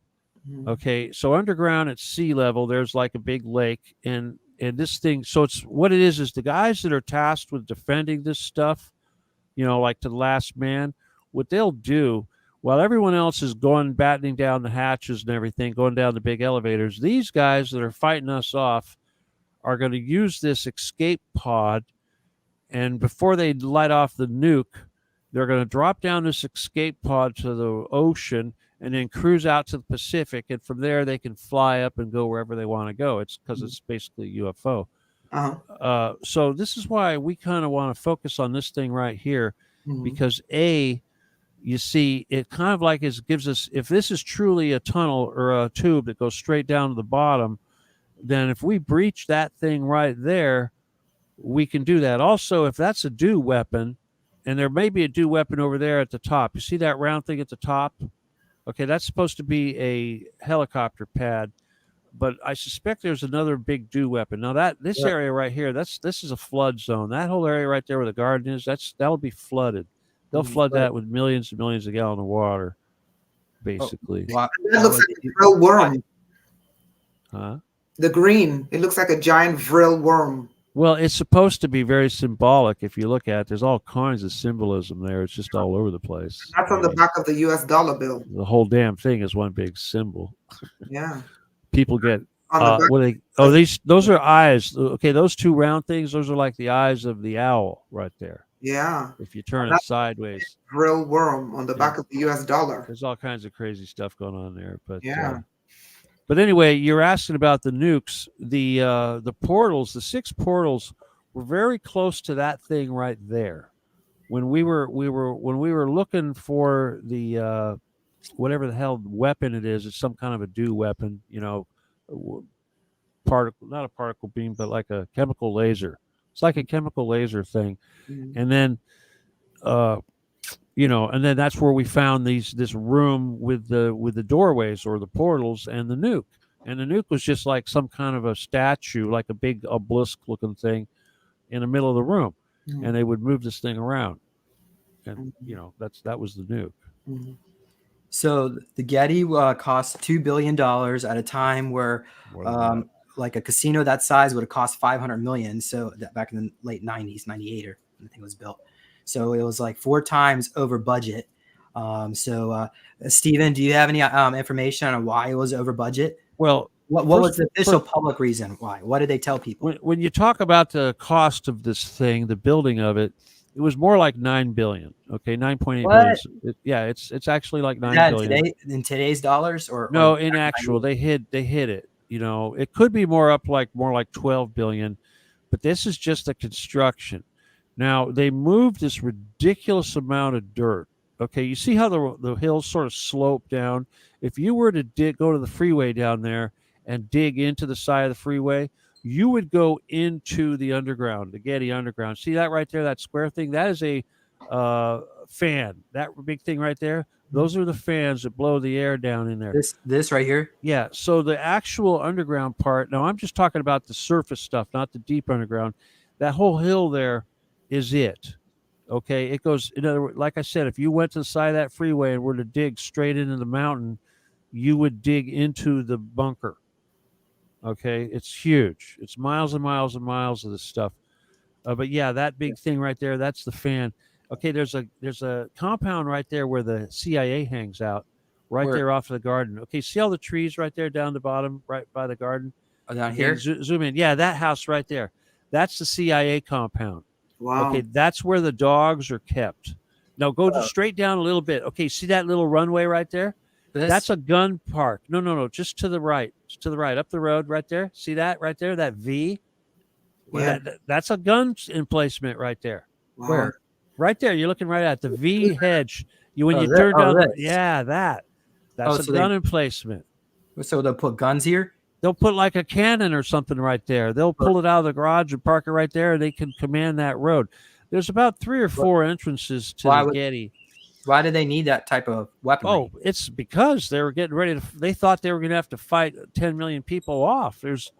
L.A. has 10 million people living in that basin right there, and they don't want to have any of them. They don't want to share the bunker with any of these people.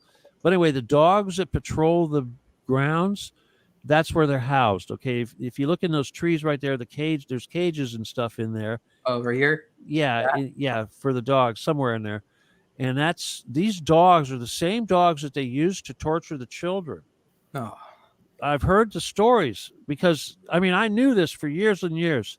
I knew that, because the trust fund manager told me, he said these dogs were trained in Yugoslavia. And that doesn't mean they're Yugoslavian, the language, like you use German they use Yugoslavian to train these dogs. Anyway, one of the victims that I know that had to move because of, some stuff, she told me about how they would chain them to the floor. This is when they're like 7, 11 years old. They'd chain them to the floor in a big concrete room, and they'd come in there with these dogs. And, one of the kids would anyway get eaten by the dog. All right. And these are the same damn dogs. And they'd speak to the dogs in Yugoslavia. Now, how did this woman know that? You know what I mean? You had to be there. Anyway. So yeah, it's right in front of our faces. And this UCLA and USC and all this stuff, it's all connected. The music center, the FBI building, Playboy Mansion, there you go. It's all connected. Every single one of these things is connected. It's a big ass sponge down there. Yeah. Miles and miles. Steven, what do you think remember I sent you a dream I had? I don't know if you listened to it. Probably not. Which one? The dream where I was in a house in New York, but the street was London, and John Paul Getty was on a motorcycle pacing back and forth. And I went into the house, and in the roof of the house was a white cat.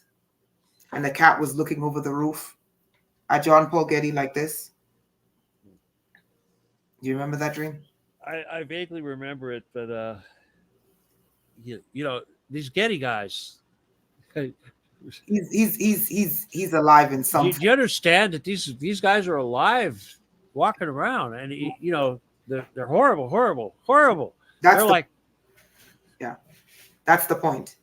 It's really kind of hard to deal with, because it's like Jean Paul Getty, obviously this guy, he was really bad, but his sons, they picked right up. Gordon Getty, of course, is still alive, but Eugene Getty and John Paul Jr., when John Paul Jr. used to walk into the room of where these children were having the adrenochrome sucked out of them. Oh, you can't use that word. Oh, I'm sorry. It's a drug that reminds of a popular. Yeah, popular. Well, okay, we'll say loosh, the loosh. When they were getting the loosh collected, when they were going through the Clockwork Orange business. Ugh. Yeah, you have to delete that. But anyway, when they were keep talking, I'll be back 1 minute. Yeah, look at you. I want to get a drink too. They were told that when John Paul Getty walked into the room that they could not look at him or they would be killed. You know. Well, that's wow. So maybe he was like a shapeshifter, a reptilian or something. Who knows what? Yeah. You know, but Drake he knows. had so much clout. He was so powerful in that whole business. You know, here's the thing about people talk about the Getty and Allie Carter, who I don't really get along with, but she'll tell you.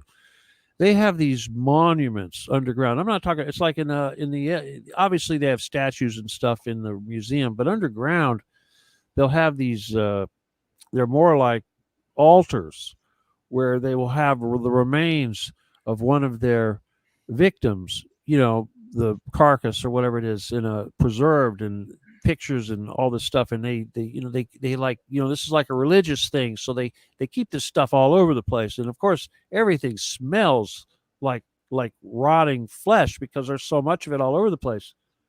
But the point I was trying to make, about these, I got myself distracted. I'm sorry. Well, how many people do you think live in the city below the Getty?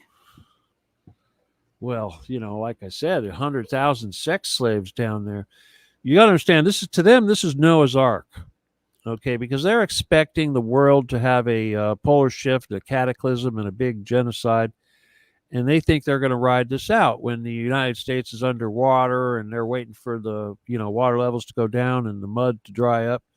They want to ride this out. So they've got their slaves down there already. They've got their food. They're breeding us down there, so they're not too worried about it anymore. They're ready to push the button. But yeah, it's a whole world down there. Didn't the U.S. Marines go down there and liberate them? Is that no? Nobody liberated nothing. Here's the thing, like when we talk about how big it is, it's when people talk about the rescues and all this, you got to understand that it's our government. Okay, like the FBI. I go to the FBI and I say, hey, guys, you go and investigate this stuff. It's like asking the Getty to investigate themselves. The federal building in L.A. where the FBI hangs out, it's connected to the underground. The same underground that connects Disney and UCLA and USC and the Playboy Mansion and everything else. It's all the same underground. So, in other words, it's part of the government. It's like if you go to the music center, where the Amundsen Theater is and all that stuff, the Disneyland Theater. There, my witness told me that she was in show business. She was a Mouseketeer. That's where they would take them down. And they'd have to go through all sorts of tunnels and stairways and passageways and tramways and this and that before they finally got to a place like this where they had the stuff sucked out of them. But the point is that the government or the so-called government, the law enforcement, the mayor of LA, everybody, the FBI, all of them, they all know. They've always known. Every big city has these tunnels. Every big city. This has been going on forever. This is the jump room, allegedly. There's a jump room there. That's not El Segundo, is it? No, this is UCLA Medical. This is the MRI room. They got a jump there, huh? Stephen, can I ask a question? Why is it important not to slaughter everyone? Because I keep seeing, sorry, that's what I was laughing at. I keep seeing people say slaughter them all. Because that's what they want. Because the people that are sucking up all this loosh, they would love nothing more than that. They would have no problem at all if there was a complete genocide on the surface of the earth. Yeah. But if that happens, then we got to start this whole thing over again. Our job is to stop Our job is to stop 25 million years of this nonsense. And if they pull the plug on us every 10,000 years, we start getting smart. We have a Tower of Babel moment or whatever it is. We all connect. We all realize it's all service to others. It's service to others versus service to self. So yeah, there's only one way, and that doesn't involve blood. That's what the enemy wants. Absolutely. Natashi, Matashi Hay, I like that name, by the way. I've been asking this question. Where are all these immigrants? They said 6 million came over the border.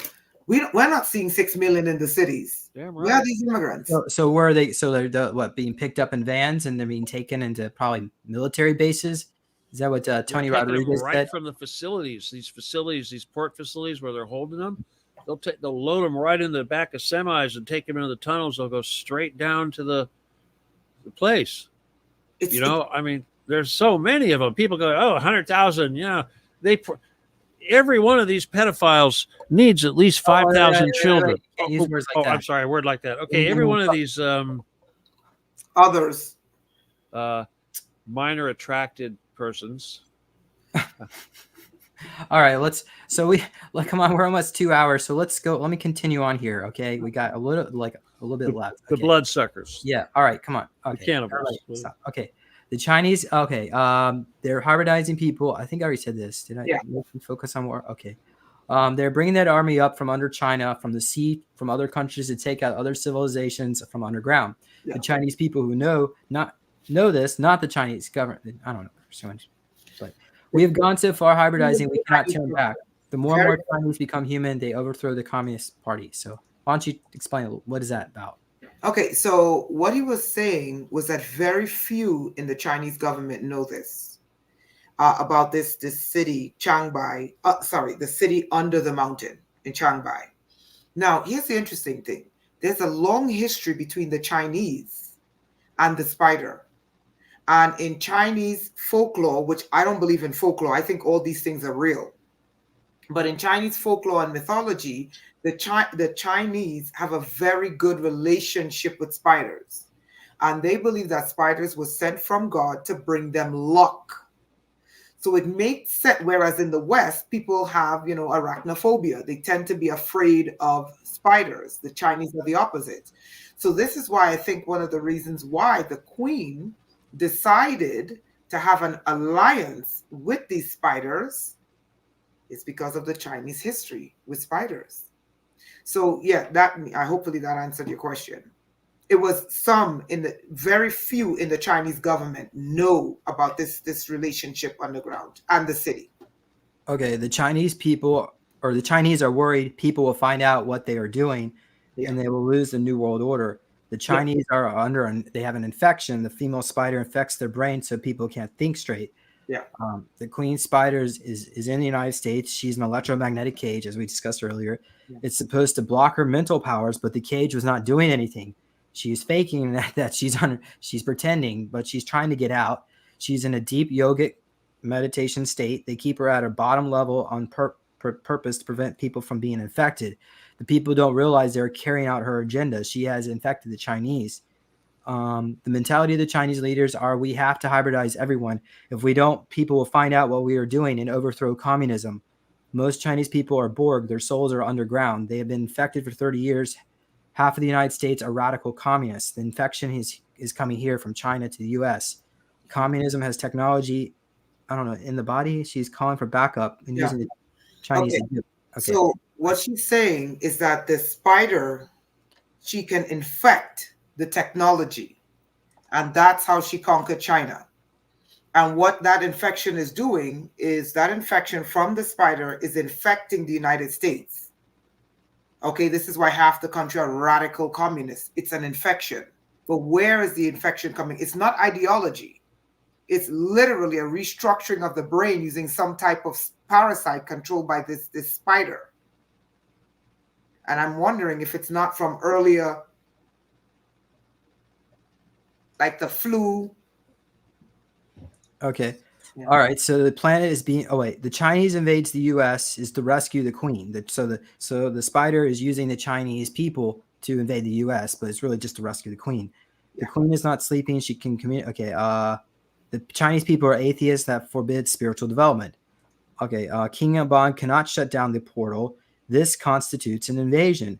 Yeah. He can live in two realities. The Chinese government underground want this invasion. You weaken the government underground, and then you take it to the surface. The war above ground is a joke. You have to take it from underground first. The female spider queen is flooding the planet with her species. Okay, we're almost done here. A lot of slaves underground in China. They are not people anymore. They've been genetically modified. Chinese. Okay, there's a massive mountains range northeast of China. I guess is where its HQ of civilization stretches out into the sea. There's an underground government in England, Australia, United States, Switzerland. Maybe the Octagon group. That's Switzerland. That's And Fulford talked about the Octagon group. yeah, So, that's the Octagon. I know someone with an Octagon chip. Literally, and this is connected to the Getty as well, because this person was married to the family that controls Hollywood. And wow. I'm not going to go into too much, but what they did is they put the Octagon, which goes back to Switzerland, which is the Templars, in her and her child's head.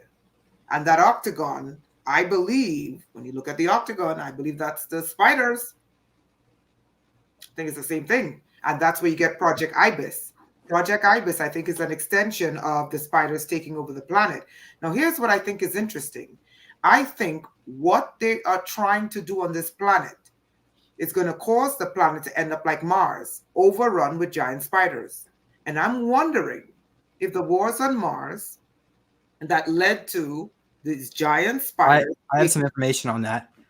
Mhm. Yeah, so early, I did a session with Oksana. We remote viewed early Mars before the cataclysm, or it wasn't a cataclysm, the nuclear war that took place.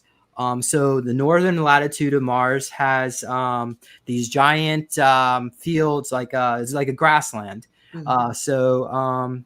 The climate there was very moderate. So just imagine, yeah.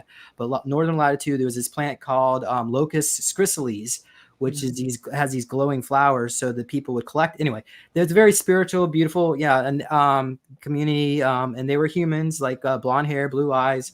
And what happened is, in the tropical zones, Mars had, banana trees and oceans at some point. But during the Orion Wars, there were a lot of different groups of refugees. Some of them included some reptilian groups, some Draco groups. And they asked the people on the planet they could set up places to live and as refugees. And then they started plotting. So they created these spiders. After the cataclysms, they created these spiders. They're genetically engineered, released on the planet to basically create havoc, to clear out their territory. Because like what they're doing on Earth underground. Okay. All right. So like literally 2 more sentences and we'll be done. Yeah. Shutting down those 2 gates without permission is tantamount to invasion. The AI is telling people they will have trillions of dollars of riches. So the AI needs to leave this planet. I'm not sure what that one's about. Okay. That's it.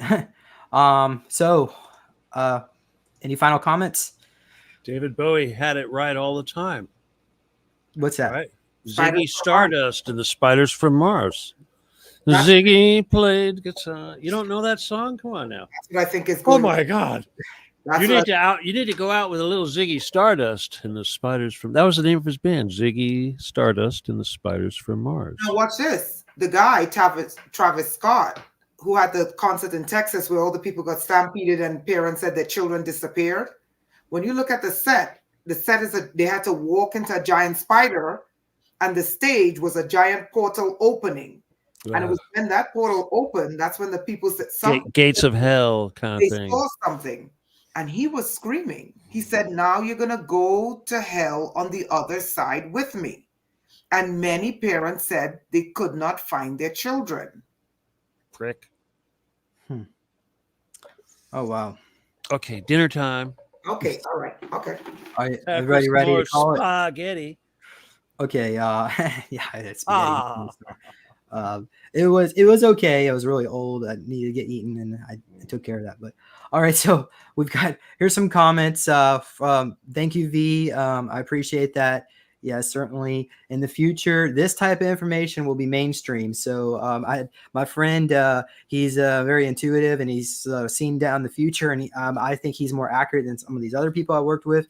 And he described basically a scenario where basically either like CNN or one of these major networks are talking about full SSP disclosure right there on the network. So, and he also sees prosperity coming to the entire planet. So basically, life for humans are pretty much like a 24/7 party. If you want it, it's totally, you can have it. So it's a lot of celebration fun. So, oh yeah, we already got that from Katha. Thank you. The Oracle versus Architect. I'm not sure what that.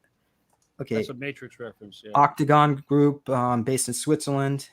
Yeah, Benjamin Fulford talks about that one. The Chutluli, I can't say. That's a multi-tentacled creature. Yeah, so somebody's asking if we can do a session on that. I don't know, Rainetta, if you feel inclined to connect to that thing. Under there, the only thing I saw was some kind of queen under Lemuria, so I wouldn't be the person, and I can't mix stuff up. Okay. Yeah. I'm not sure what that is. I don't know if that's for you, Rainetta. Okay, why is Judaism matriarchal? What do you know? They value Isis. Matrilineal. That would be okay, matrilineal. Yeah, what can they don't value Isis, they hate how it works. Because royalty goes from the female, okay? Royalty spreads from the female. So as far as the bloodline stuff, they all want to trace back to, Adam and Eve, or the ark, if you will. Yeah. Everybody thinks it's the male king is the one that does, but no, it's actually the female. That's why, like with Moses, his wife, she was a Babylonian queen. And, the same, it's like, Jesus, and if you believe this, Jesus and Mary Magdalene, that's House of Benjamin, House of David. See, it's the royalty. So yeah, trust me, this is why the royal family in Britain is so screwed up right now, because those boys both married non-royal women. It's like Harry is as royal as his brother, even though he's a bastard, but he married Meghan Markle, and he'll never make royal babies. And the same thing goes with the other one. Hell, they've been getting Rothschild babies. She didn't even have that baby. Those aren't her babies. Those are Rothschild babies. That's true. Okay. That's the only way you could take over the crown, is by taking over the crown. Yeah. Rothschild will always be second to the crown unless they can breed their way in. And that's what they did. In Holland as well. That's what they did. Oh, okay.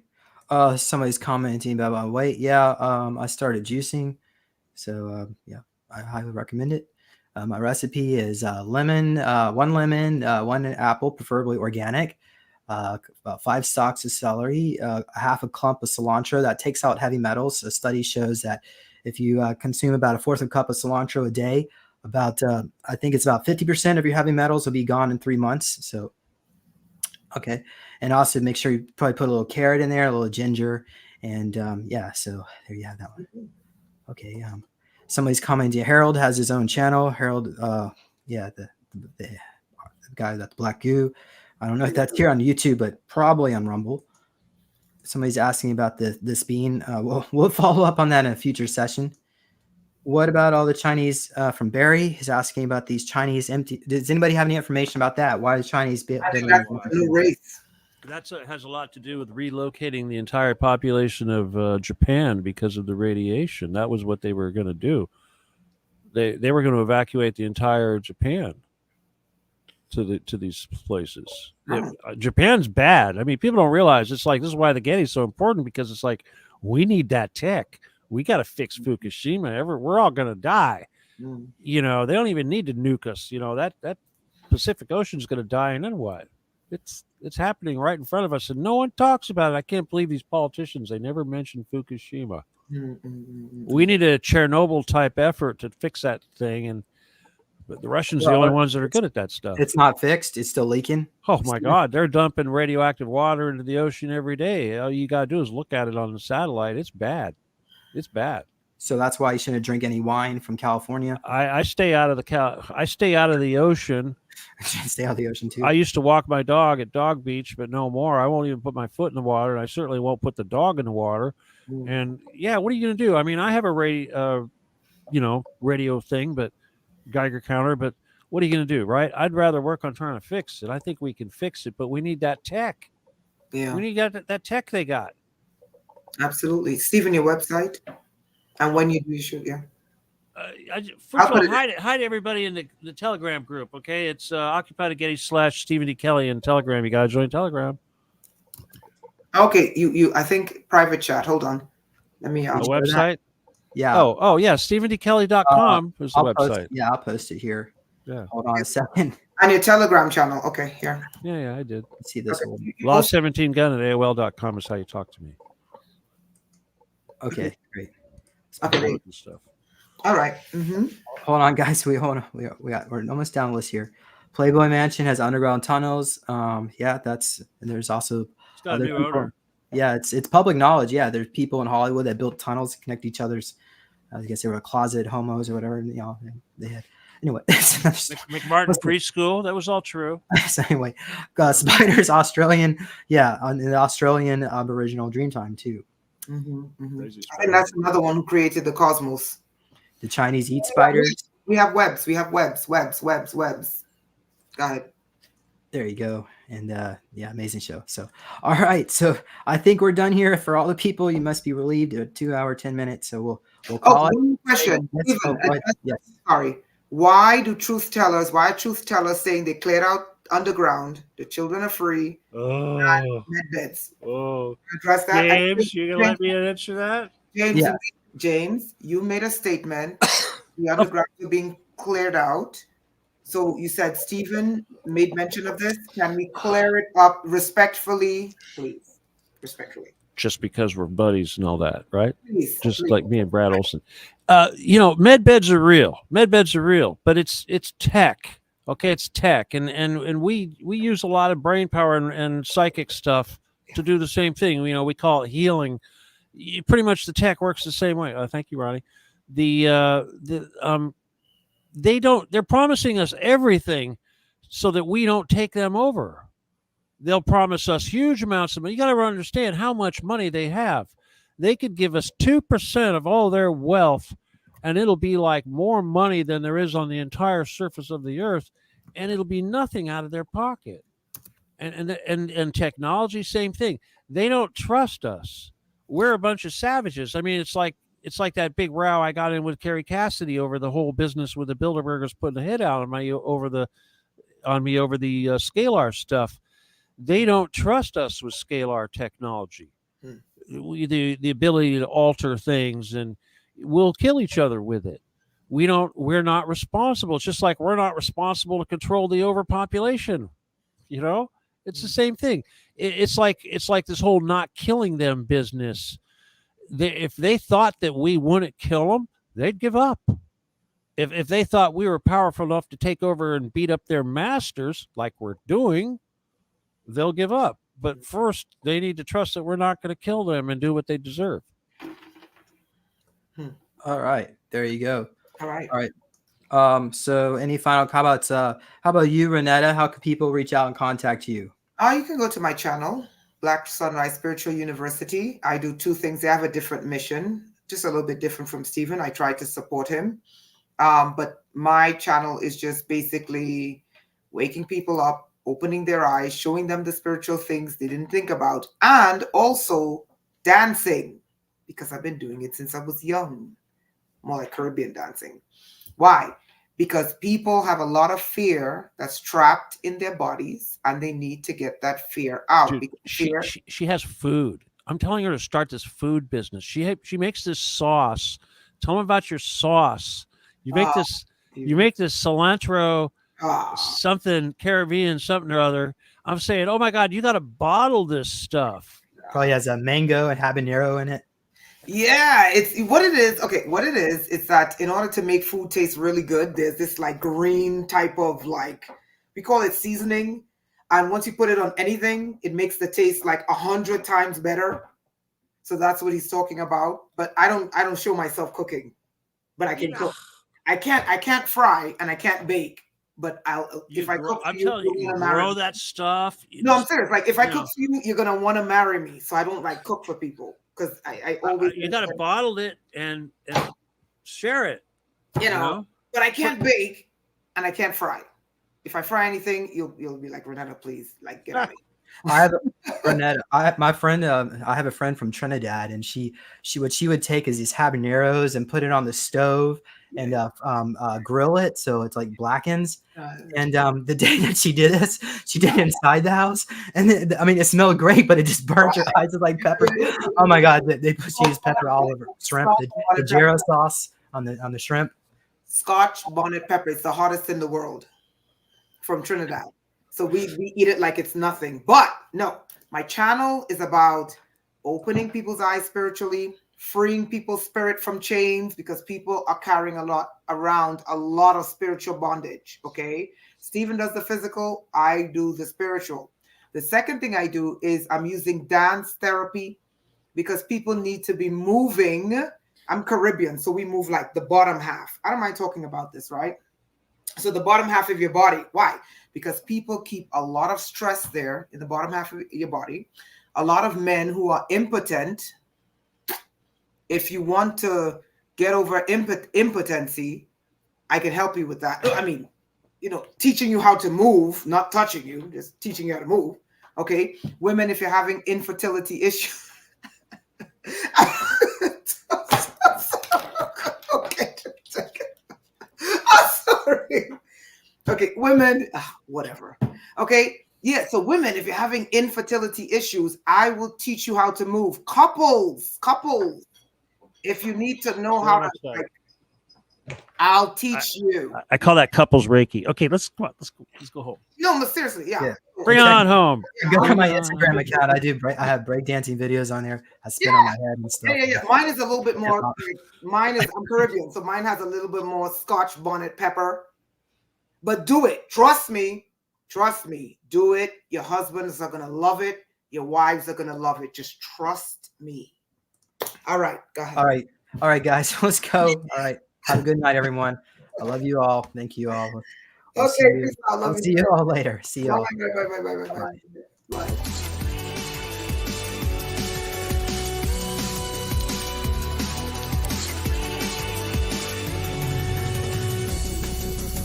Please consider supporting Super Soldier Talk by purchasing your own Neo Meditation device. Your Neo Meditation device will help you reduce stress, integrate trauma, enhance intuition, enhance clairvoyance, and enhance creativity. Get yours now at www.neologicaltech.com.